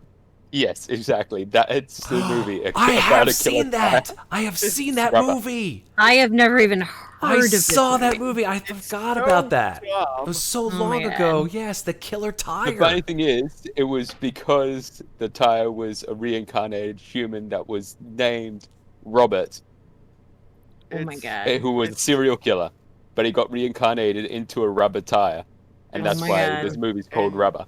It's so dumb. Wow. That one is not going on my list. No, That's yeah. too much. It's so dumb. Okay, so let's do this because we got half an hour. I mean, the rubber tire does kill people, so Oh, it does. All right, so we're doing I've done Darklord that. or we're doing Domain? Let's make a decision. Let's do a Lord. Lord. Let's do a Lord. All right, let's do a Lord. Let's do what the book says. Yes, ma'am. All right, so here we go. Creating a Darklord. Domains are mocking reflections of the evils they can find. Each has a purpose, each being a prison designed to torture a deliberately chosen villain. To devise a domain of dread, you must first conceive its central antagonist and prisoner, its Darklord. The following sections detail on how to develop a Darklord that contrasts your characters and can serve as a central rival in your horror adventures. Okay. making the bad guys always fun. This is interesting because you're creating a Darklord that will be the evil force against which your characters will strive. And so in doing so, you must create a Darklord that is, from a personality perspective, opposite, or very close to opposite, of the great majority of the personality traits of them. That they are reflections of this Darklord. I don't know if that's necessarily true. I don't think that somebody needs to be needs to be your polar opposite for you to be against them. It could be the similarities that you see, but that you don't like, you know? Yeah. Like, oh, we have a lot in common, but I'm not like you, kind of thing. Yeah. Like, you don't like seeing the mirror held up and seeing your own failings AKA in somebody Darth so Vader and Luke. evil. I don't know if it's I'll necessarily... never be like you. I don't know if it's necessarily like a fait accompli that the Darklord is the actual reflection of the characters, but it's a possibility. Yeah. But what I'm saying is, like, it doesn't also need to be that we're in complete opposition. Right. So here we go. Consider a Darklord. If you do consider a Darklord as sinister reflections of the characters, you can have your players create characters and then involve them in the process of creating a Darklord in the following ways. Number 1, ask your players which of their characters' personality traits, ideals, bonds, and flaws are their favorites. Request at least 2 favorites from each player. Write them down. If players have been playing characters for a while, ask them to rewrite these personal characteristics to reflect who their characters are now. Meh. I don't know if I feel super-de-duper about that. But let's move on. Let's assume that we get those. We would say then, for each favored personal characteristic, imagine and write down a version twisted to its extreme. For example, transform I idolize a particular hero of my faith and constantly refer to that person's deeds and example into I'm obsessed with the hero of my faith and I must become exactly like them so I can take their place. Oh my god. Fanboy. The Darklord fanboy. So let's see if we can work with one of them. Sarah and/or Scepter. Let's take a look at one of your personality traits. Oh god. That's fine. We're just going to use this as a jumping off point. Nothing is set in stone. Nothing. Ever. And by the way, chat, throw us concepts. We want to hear them or see them. Well, Serpent thought that got a interesting one. Okay, let's hear it. An evil puppeteer who wants to create the perfect marionette that his son and wants to create the perfect marionette to replace him and take revenge on those who blames for his death. Okay, so it's Puppet Master. I get it. That's cool. Puppet Master. Yeah. You know what the funny thing is? Serpents, you have a very unique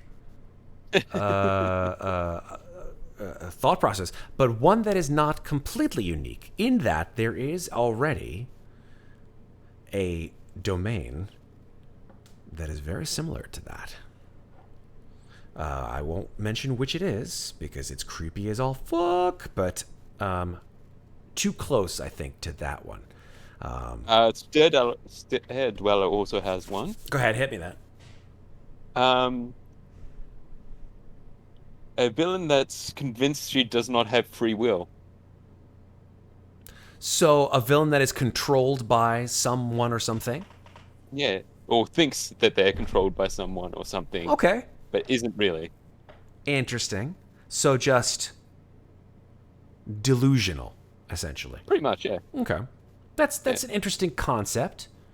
How did they get that way? All that stuff needs to sort of be fleshed out. But yeah, okay, that's an interesting concept. Anything else? Then there's All Pink Vampire. Mm-hmm. Said, a lord of a real tormented by ghosts, he locks away in rooms. So a lord. I'm reading chat here. A lord. Yeah, it's of a real. A lord of a realm. Oh, of a realm. Okay, there we go. Yeah, tormented by ghosts, he locks away in rooms. So does he lock the ghosts away, or does he lock the people away and then they become ghosts? I think probably this first option is that he locks the ghost. He locks the ghost. He's like, you just go in this room, and then I'll just lock you in there and put the water ghosts over that door. don't really work well with doors. They just right through them. They don't kind of... Just put the water over the door. Yeah. No, he's not going to out there. Hi! I like the fact that ghosts torment Darklords because they represent Two things. They represent the pasts that for these people that they obviously had some influence upon, and potentially the influence that caused these people to become ghosts in the first place. But there is the concept of being tormented by creatures or influences in general is a essential part of being a Darklord in Ravenloft. Absolutely.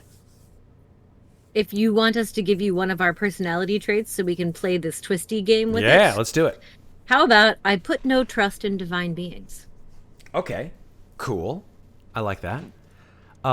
Meaning that if you were to twist that as hard as you could, you don't trust divine beings enough or so much that anyone in your entire domain that has any inkling of divine faith must be either locked away or tortured or destroyed.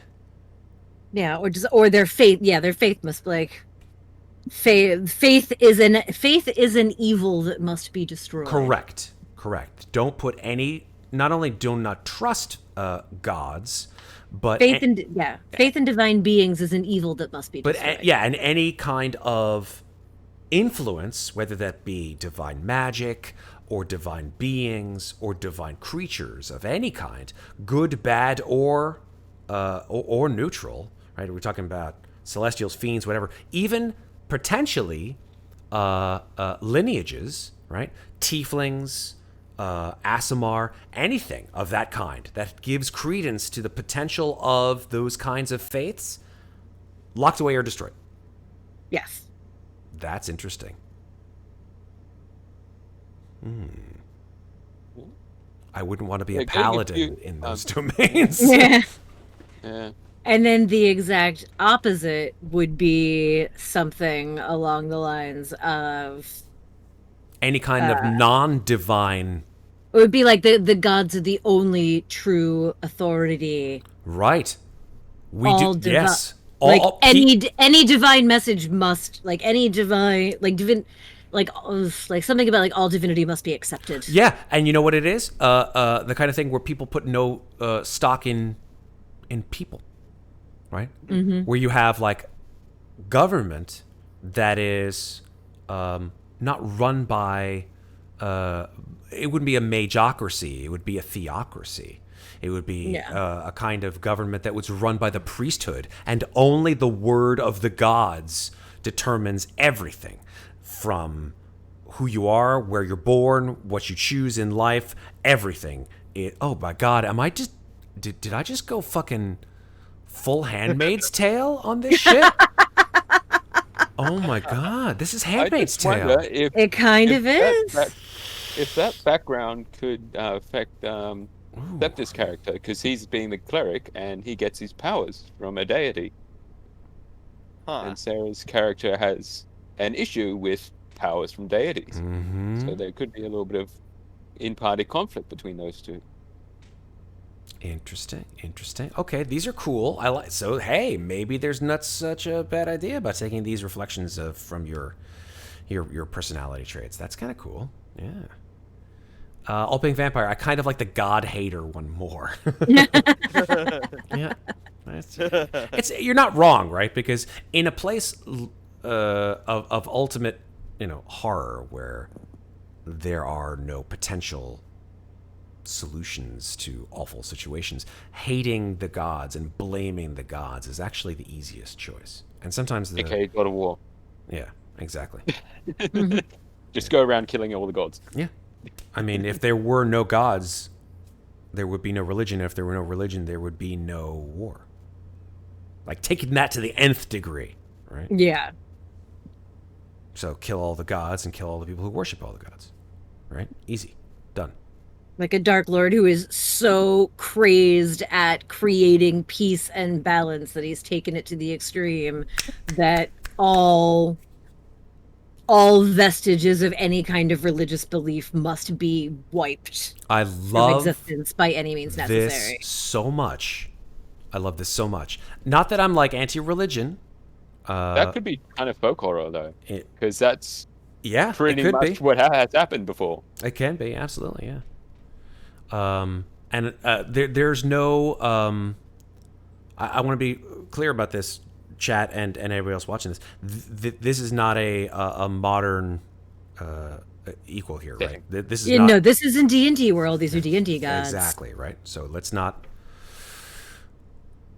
take it too far. Anyway, so there we go. So that's that's not a bad idea. There we go. Kind of cool. All right, so let's. It's also also like gives you the classic, like bad guy who thinks he's the good guy. Like really those are the best. Like the villains he who really always... like the righteous villain who really thinks that what he's doing is right and just and best for everyone. Absolutely. Yeah. Okay, so we've got the big idea. I love the big idea. Here we go. Let's talk about the big idea a little bit more. Let's talk about who this Darklord was in his past life. Darklords aren't mindless killing machines. They are full but monstrous individuals. In a few sentences, describe who the Darklord was before they chose to become irredeemable. Okay. So they had a life before. So, Scepter, chime in here. I'm going to ask you some questions here. Let's see if you can throw some things at the wall and see if they stick.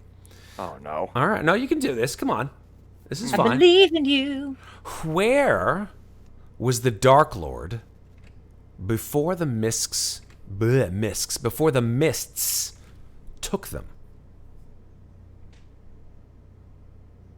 Where was the Darklord? Yeah, meaning the Darklord came from a specific place. Was he the mayor of a town? Was he the king of a specific country? Where was he before the domain of dread that we are fashioning right now? When he was the normal guy. Exactly.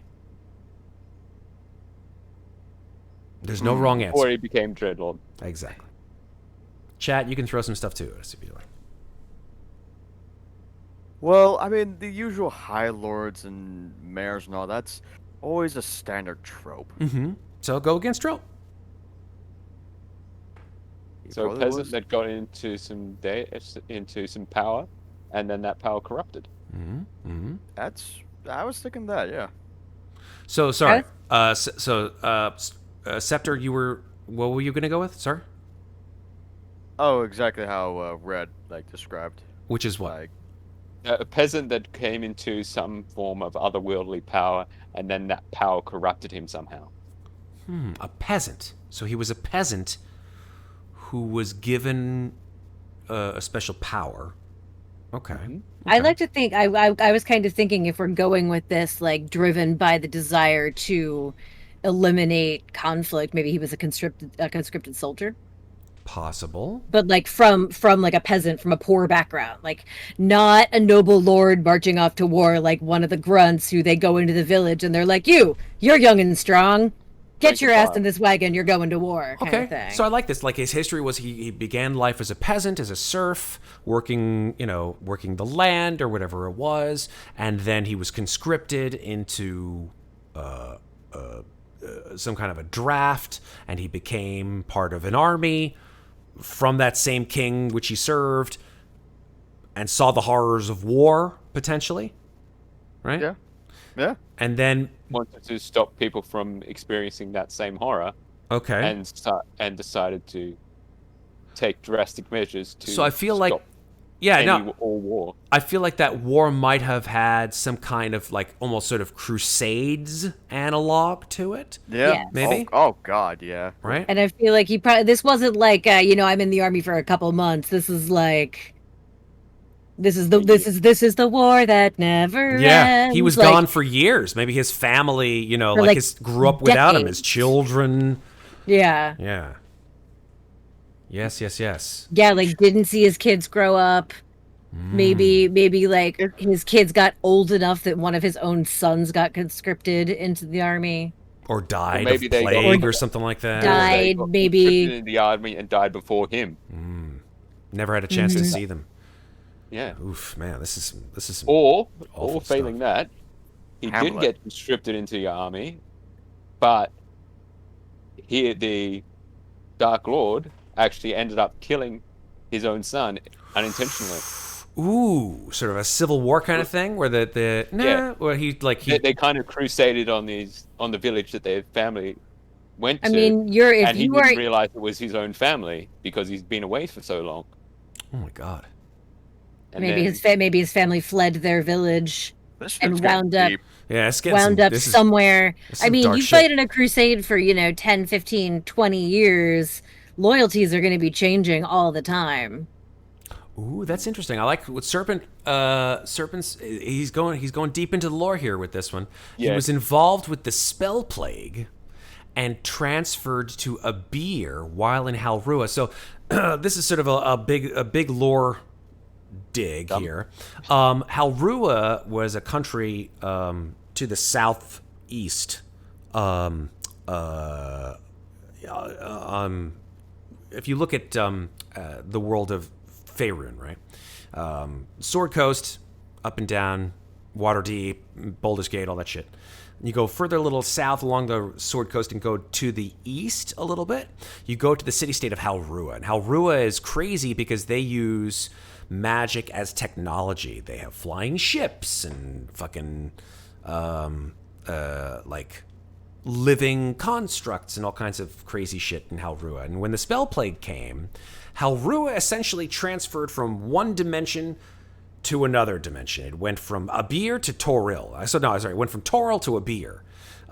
One version of the world to another version of the world. So yeah, that's interesting. Not necessarily down the sort of religious tract that we're going with this character, though. But I like the concepts. Good Serpents, very nice. I like it. So yeah, we've got a big picture here. We've got a guy, don't know his name, conscripted into a religious war with his city-state's enemy, lost family as a result, right? So we've answered a few of these questions. Who was the Dark Lord's family? How was the Dark Lord's family oppressed? Or was it oppressive? Or both? What was the Dark Lord's childhood like? Not necessarily, I think, a component of that, to be perfectly honest. He was a peasant. He grew up as a peasant. Whom did the Dark Lord care about? His wife and children. Who cared about the Dark Lord? His wife and children. Who hurt the Dark Lord? Who were his enemies? I would say the religious foes. And then his own actions. Like in the end, he hurt himself. Yeah. Maybe. And I kind of like to think that like he was conscripted into this war, but like you serve long enough, you're gonna start to believe. Yeah. Like he probably became a zealot, a religious zealot, which is what led to. He had an epiphany, and then he turned his ire after his family died on the priesthood and the gods themselves. Eventually, after he realized, basically turned him into a monster, like Yes. into someone he didn't recognize. Yes. I love this so much. Okay. So kind of fallen paladin kind of.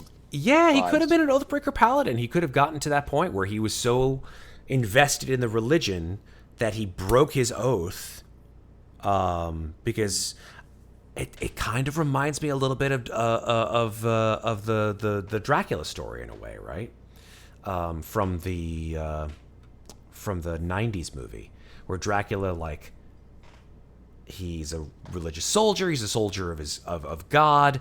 He goes away to fight the war for his God. He kills a whole fucking ton of people. He's feared by his enemies.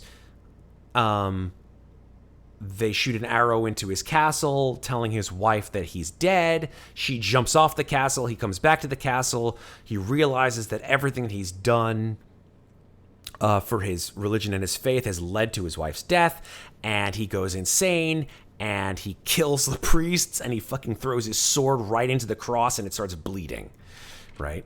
Yeah. That's the crazy ass shit where he's like, fuck God, fuck all the rest of you. This is my life. I renounce my faith. I renounce everything. So, in a way, maybe he plundered when they were successful. He desecrated the enemy's temple, killed them all, and took their gold. Sure, why not? Right? If you believe that your God is right, then the enemy God is Wrong. But then he came back and realized that everything that he did was in service to his God, was led to his family's demise or family's ruin.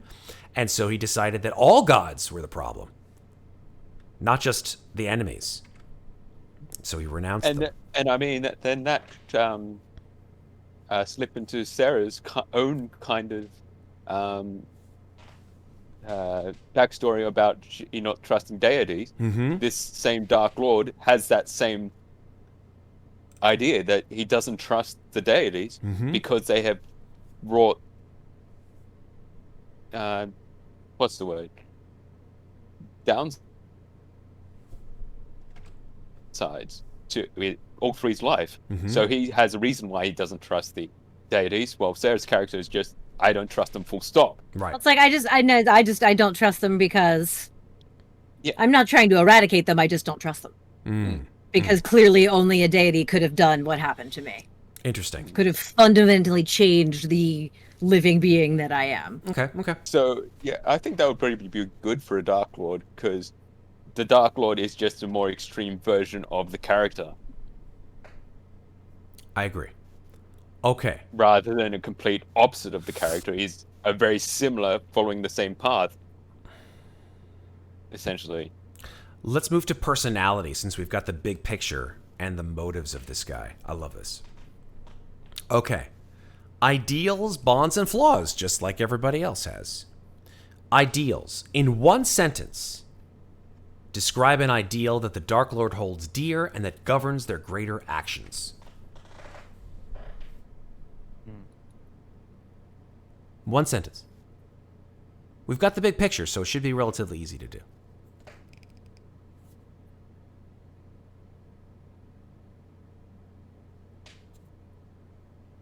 Well, I mean,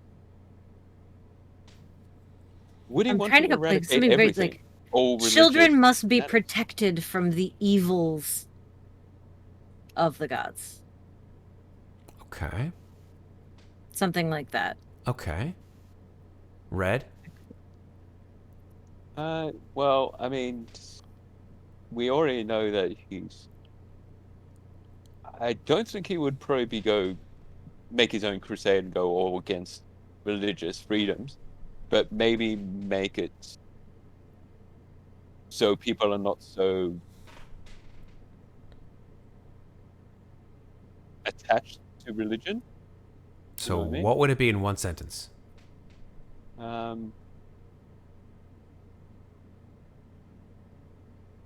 can't even think of the word, but pretty much to stop all religion. Okay. For the greater good, faith must be eradicated. Okay. Kind of greater good, sorry. Scepter, do you have anything to add? Still thinking, honestly. Okay. Don't think too hard. Chat has an idea. Huh? What'd you say? Chat has an idea. The root of all evil is faith. The root of all evil is faith. I like that. Serpent says, the evil of the gods is a tool, and so are the gods. Gods and tools. Yep. That's hilarious. I like that. Thank you. The gods are tools, 100%. Godlessness will save the world. I like that. I like that a lot. I like that a lot. Whoever said that, that's good. That was All Pink Vampire. All 1, 2, Pink 3. Vampire. Thank you, All Pink Vampire. Godlessness will save the world. Yeah. Right? They are the heroes of their own Surprisingly, story. A vampire gave the idea of in a Ravenloft campaign. Hey, who knew, right? It's cool. I like that. I like that a lot. Thank you. All right. And now let's move to Bond. Scepter, I want to get you involved in this, buddy. So let's have you think less and talk more. In one sentence, describe a person, place, or object that the Darklord desires. Oh, fuck. Come on. You got this. You got some creativity in you, man. What is a person, place, or object that the Darklord desires? And again, there's no wrong answers, right? Make it up. Who gives a shit? Throw stuff at the wall. What? Throw stuff at the wall. Throw Just stuff at the random wall. shit. Exactly. Random shit. Yeah. Random shit. Like, what does this guy want? You don't even have to make up the sentence. Just come up with what the person, place, or object might be. Yeah. The Darklord wants an Xbox.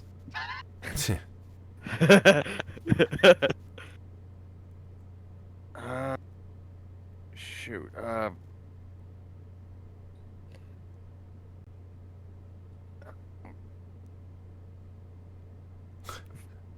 Fuck, I'm really terrible at this kind of stuff, honestly. You just want to roll a die. Yeah, roll a dice. Roll a die. He wants a giant dice. I mean, if I had a giant dice pillow, sure. I mean, I've got. Yeah, like what does he want, right? Like what is the actual need that this guy has for living? Like, how does he create godlessness? What could he obtain to Yeah. create that? Yeah. It's only godlyhood, maybe. Pizza. He wants pizza. He only wants pizza. Just pizza. Gods don't have pizza. He I wants to could give never. I gold could gods never. pizza. Fight Yes, a villain yes. There you who go. wants pizza. So there you go. Like that in and of itself is actually a perfect analog, right? That What'd is you say? is Thanos, right? Thanos has that giant yeah. fucking glove, and he thinks that if he gets that glove, he'll save the universe. Yeah. Right. So is there something that he desires that can accomplish this? In the same way that Thanos had the Infinity Stones, is there something that this guy can get that can accomplish eradicating the gods from the universe? I've got an idea that Taron probably would, Scepter would probably know. I think episode 5, Hell of a Boss. God. I don't know this. Wait. I don't know this show either, but Scepter loves it. I don't know. Yes, he does. And what is the weapon that is planned to kill the god, quote unquote? Wait, you're talking about that weapon that... Wait, but isn't that weapon a freaking... You know what? Yeah. T- Yeah, the weapon that is designed to kill gods. Maybe he could be after that same weapon. Yeah, but like... What is it? I don't Scepter? really know... I don't really know if that kind of weapon Just fits this stop kind of holding us in genre, though. fucking suspense. Just tell me what it is, damn it. We can make it fit if you tell us what it is. As long as it's I not a mean, giant okay, dildo, initially- you know, that's fine. Just make sure that it's. You I know, mean, initially in Hell of a Boss, so it's a literal, like a sniper. Or like Yeah, it's a sniper or something. rifle that is only designed that it can kill higher up gods. essentially. okay. But Not- is not there just, a magic mentality. weapon in Yeah. this universe that Yeah, could kill a exactly. god, or Like something to pierce. is there like a knife, a magic knife that could Mhm. sever humanity's link to the divine, like Mm. sever exactly. the humanoid, like sever the link between our world and the divine, Mm. like a fucking golden compass style planar knife that cuts between planes. Mm. Is there a knife? Is there like something that could sever humanity's link to? I say humanity, but like Yeah. sever the Mortals. world. Mortals, thank you. Sever mortals' link to the divine, or kill a Yeah, god. there's an idea. My first thought was, who was the god he was fighting under? He wants his head on a plate. Mm. Yeah, exactly. He's the first. And that's why I would be going for a quote unquote god killing weapon. Right. Okay. I like that. I like that idea. We'll figure out the details of this god killer weapon later. But I like the idea that he is obsessed with obtaining it. No caliber. Flaws. Here's the good one. Nice. Fucking everybody's got them. Fatal flaws. In one sentence, describe how the Darklord personality causes them to act against their own interests, especially in their quest to win their bonds and desires. Now, you can choose or randomly determine a flaw from the Fatal Flaws table, which they happen to have here. Scepter, since you have been running up against writer's block, do you have a D10 on you? Yep. I mean, thankfully I turn on the dice roller thing. Then on roll a D&D. D10, buddy, and let's see what you get. There you go. No, not Got D100. D10 here. You're not Scepter, Red. Yeah, You've contributed D10 enough. Rolling. Let's see what it gets. A 7. 7, here we go. I assume everyone is lying to me, even my most trusted allies, and constantly test their loyalty. Oh my god, this is good. This is That could work. perfect. This is like the guy. This is like, you know, El Capitan or Chapo or something like that. The guys who are like the dictators of their particular country, who are constantly like, I don't trust anyone. If I can't trust the gods, I can't trust. Wait. What did you say your name was? Right? Like, oh. And, yeah, like, let me make sure that you don't have, like, any kind of influence of the gods on you, or in you, or around you. You know? I don't trust you. I like that a lot. That's your fatal flaw. Like, literally, I assume everyone is lying to me. So this is the kind of guy who's, like, literally just, like, stuck in his room, not listening to anyone, even though they are all kowtowing to him because they have to, because otherwise, execution, right? Corrupt beyond redemption. Darklords aren't misunderstood souls condemned through no fault of their own. They did bad shit. It doesn't say that. If a person's potential for evil is particularly great, the dark powers might indirectly nurture further transgression, but they don't force individuals to undertake actions against their will. Important. It's a prison of their own making. When an evildoer's wickedness ripens, the dark powers engulf them forever. When creating your Darklord, consider the depth of their greatest evil and what made it more significant, abominable, or poetic than more common forms of villainy. The following elements might all be part of this corruption. Evil acts. Okay. Meaning they did shit on purpose. It wasn't an accident. It wasn't self-defense. It wasn't needed for survival. They did shit that was evil. What? What did this guy do? I mean, he murdered his family. Oh, fuck. He killed his own family? Yeah. That was to my idea, that he killed his own family under the command of... I actually, like, what I was kind of... But if he had become a zealot, he would believe it was the right thing to do. Yeah, and then only after he had killed him, it was like, oh, shit. I shouldn't have done that. Maybe he killed all but one. Oh, God. And maybe it was sort of, you know... Ugh. The look on that last one's face was the moment that he realized what had happened. Oh, man. But, like, the haze was taken off of his eyes, as it were. Oh, this is making me sick. Oh, man. Matt is the only one here who has kids. We're sorry, Matt. No. It's like, it's if you go into a haze and, like, you just go apeshit and you are convinced that you are right, and then something changes within you psychologically, you don't ever really blame yourself. You just switch tacks. Right? It's like a train switching to a different track. You still barrel on forward, but you're now going down the left track instead of the right track. So he kills his family because they were, you know, in the wrong. They were supposedly, you know, worshiping the wrong god or whatever it was, and he hated to do it. But his god told him that he was righteously, you know, proven to do so. And then when he came to his, I don't know, no, he came down, like, he killed his wife. Maybe he had 3 kids. And he couldn't kill his baby son or some shit. Like, that was his... Like his youngest daughter, who's like a toddler or some shit. With like that, those big fucking toddler eyes that look at you like, what's going on? I'm so confused. Absolutely. And so his just, like, he had just a total... a total, like, psychological shift. And then with... Like, he sent her away, or he abandoned her or whatever, and then just went on his crusade against the gods. And then that could be his flaw, that he still has family. I also feel like he just left her there. Like, he just turned and, like, left her in the house. All pink vampire. Oh, come up with some good shit. He didn't kill the daughter who told him where they were hiding. Oh. Damn it. Dude, oh my God, this is so messed up.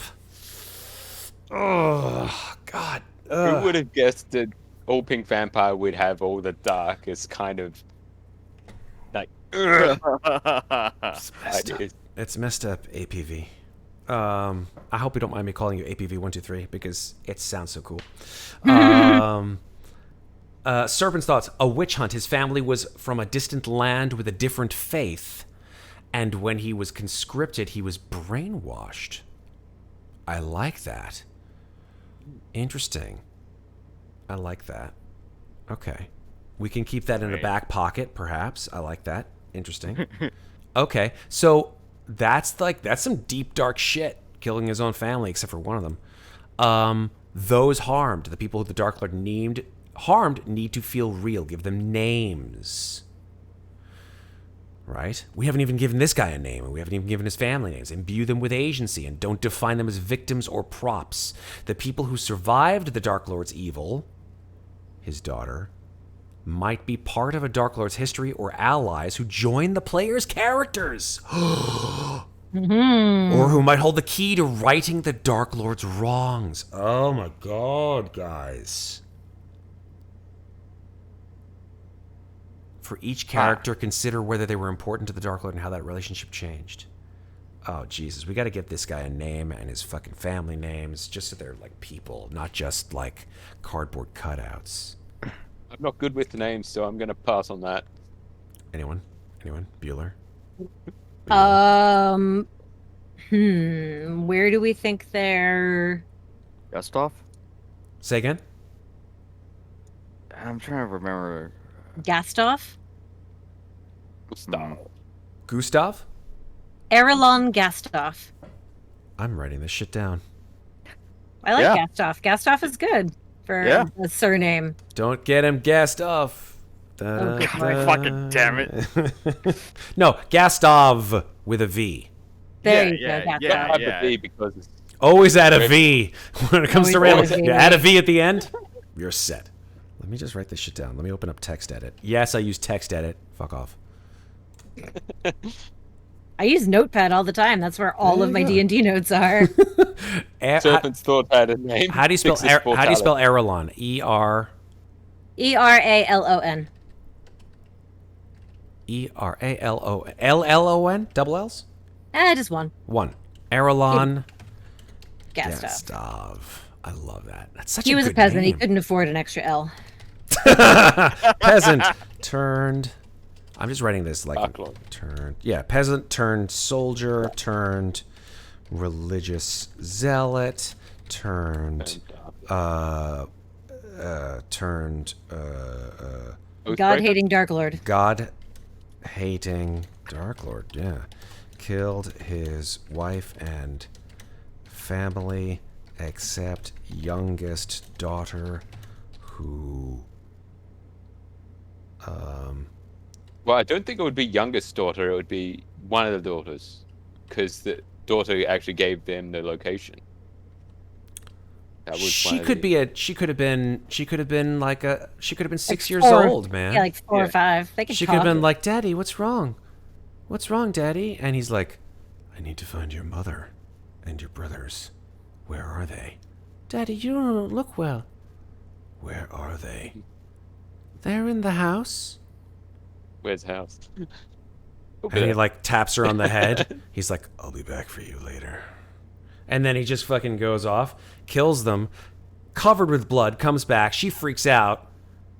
And he's about to kill her. Either that or she follows him and sees him. Oh, Jesus Christ. I love you, Sarah. This is great. And then he, like, after killing them, turns and just, like, sees her face in the window. Ugh. And then she runs. She witnesses her own family's death and is scarred by this. And then maybe the party actually finds her. Yeah, I mean, that who knows? Maybe that's a thing. Who knows? But that's... Oh, Jesus. Okay. So, after family's death... Adequately dark, I think. A little bit, yeah. It's like fucking midnight black. After family's death, becomes a tyrant and... what's it called? Paranoid... Yeah. Delusional maniac. Someone in chat said what is it? God-hating Fidel Castro? Yeah, absolutely. And killer Serpent's Fidel Thought Castro. actually had an alternate name, which I got a chuckle out of, which is Thixus Fortalis. Fixus Vortalis? Fixus. Oh my god. Biggest dickus. All right. God. All right, so let's move on to a couple of last things here. Irredeemable. Yeah, I mean, he's fucked. This guy. Yeah. Before the final corruption, a person can atone, but only if they take genuine responsibility, heal the harm caused, and reform to prevent future harm. Once an evildoer becomes a Darklord, too late, buddy. Consider whether your Darklord had a chance to redeem themselves. Did he ever have a chance? I like the name Adelaide for his daughter. I like that a lot. Serpents. I like the name Menda for his wife. Oh, so good. Menda. M-E-N-D, yeah. Mendah. Love it. Menda. How many kids did he have? 3. So did we say he had 2 sons and then the youngest was the daughter? 2 sons. Corin. Yep. I like names. Okay. Scepter, you want to hit me with a name? Hey. Oh, Name the other brother.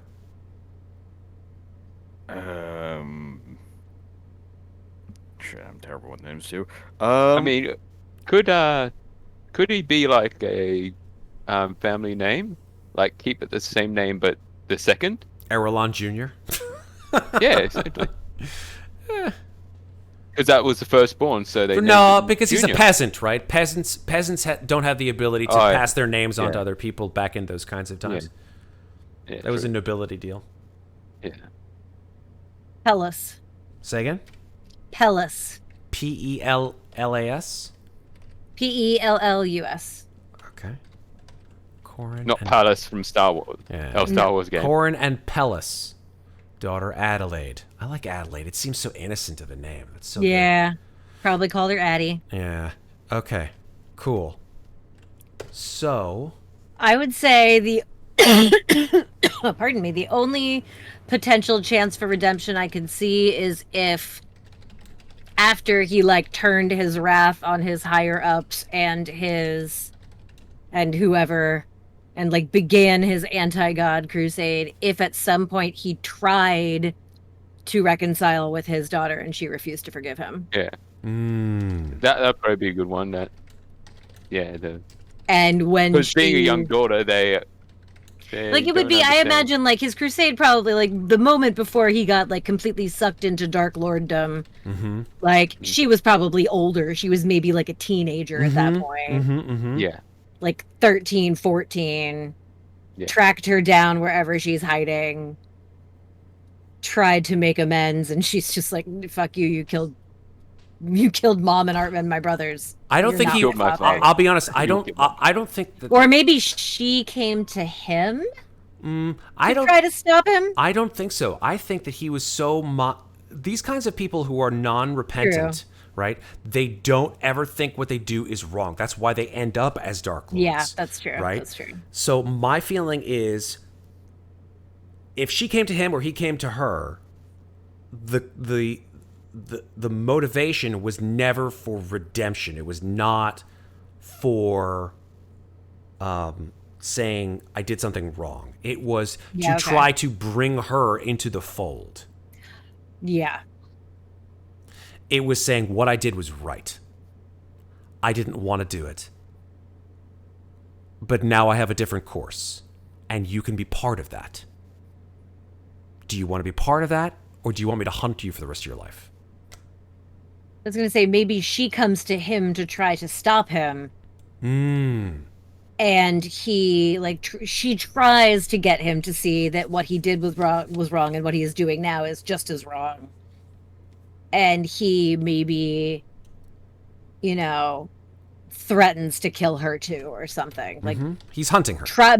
Maybe even tries to kill her, but she. That was the away. point. That was the point at which, right? Yeah. It was. That was the end when he tried to kill. Maybe he did. Maybe he actually did strike her. Maybe she suffers from some kind of a wound or some kind of a disability or disfigurement, and that was it, right? That was the last straw. Not that he killed her, but that he did something I don't know, he chopped off her hand, or he carved out her eye or something like that. Left her alive, but awfully disfigured. Yeah. And that was like the last straw. That was, yeah, I like that. I mean, it's horrible, but I like it. I'm a fucked up individual. All right, we're coming down here. Well, that's our 4-hour mark, so I think we should all take a break. Yeah. Oh my God. Okay, I think we've got enough to get started. I think this is good for now. We can come back to creation more of this Darklord at another time, but I think you're right. It's 1:15. Ooh, I love this monstrous transformation roll. Oh yeah, monstrous transformation. One of the things that I do like this, and from chat, we will end on this one because I like this one a lot, and I think I might incorporate it. It comes from, again, Serpent's Thoughts, and he says, an affliction he could suffer from as part of this becoming a Darklord is when he is in dim light, he looks like a sickly corpse. So if he is constantly by himself, right, he's shut himself away from the rest of his lying, awful, sycophantic people, and he's just in the dark by himself, then all he can see is his just corpse-like visage. And in his room, I can see it now, there are just broken mirrors everywhere. Ugh, Jesus Christ. And that's, he only ever meets with his sycophants in extremely bright light.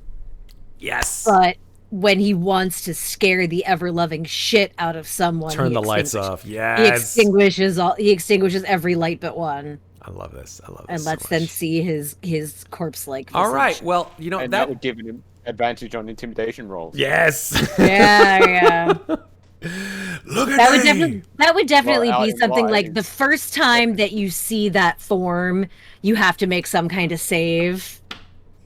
Jesus. And then, like, if you fail, Like fear aura. Yeah, like there like are a fear roll, like if you save the first, like once you save, you're immune to it, but you have to keep rolling to like get rid of your fear or whatever negative effect it is. in this wonderful book that we have just sort of scratched the surface of, and quite deeply, drawing just a little bit of blood. There are many different things inside. We've just gone through a good portion of it, but there are additional rules for fear and stress mechanics that you can add. Oh, Jesus. Oh, yeah. We can get into that at another time, but yes, the more you play your fear, which are innate in your character when you create them, the greater chances you will get inspiration. And stress, ongoing things that stress you out and that will, unfortunately, if you are exposed to them, give you penalties on certain things. It's a wonderful Also, world we Matt, live in. maybe check chat, because Serpent Source and APV actually have some pretty good ideas. I love them. I'm writing them all down. You guys have been amazing. I think it's time to get to bed because it's 1:20 in the morning. And we said this was going to be a short stream because... LOL. Whatever. We just we are too creative for that kind of stuff. But hey, we've done a lot. We've made our Ravenloft characters. We've made our Darklord. Who knows where this particular guy will fit into our campaign? I have to think about it. I have to ruminate. I have to mull. But until then, folks... The gears also. Oh, the gears are definitely churning and turning. Until then, folks, we will see each other again next week, next Friday, 9:15 p.m. for some Pathfinder, where Alex will bring us through Session 3. Woo! And we're ready to continue our story, where I think we get to level up. I think we level up to level 2.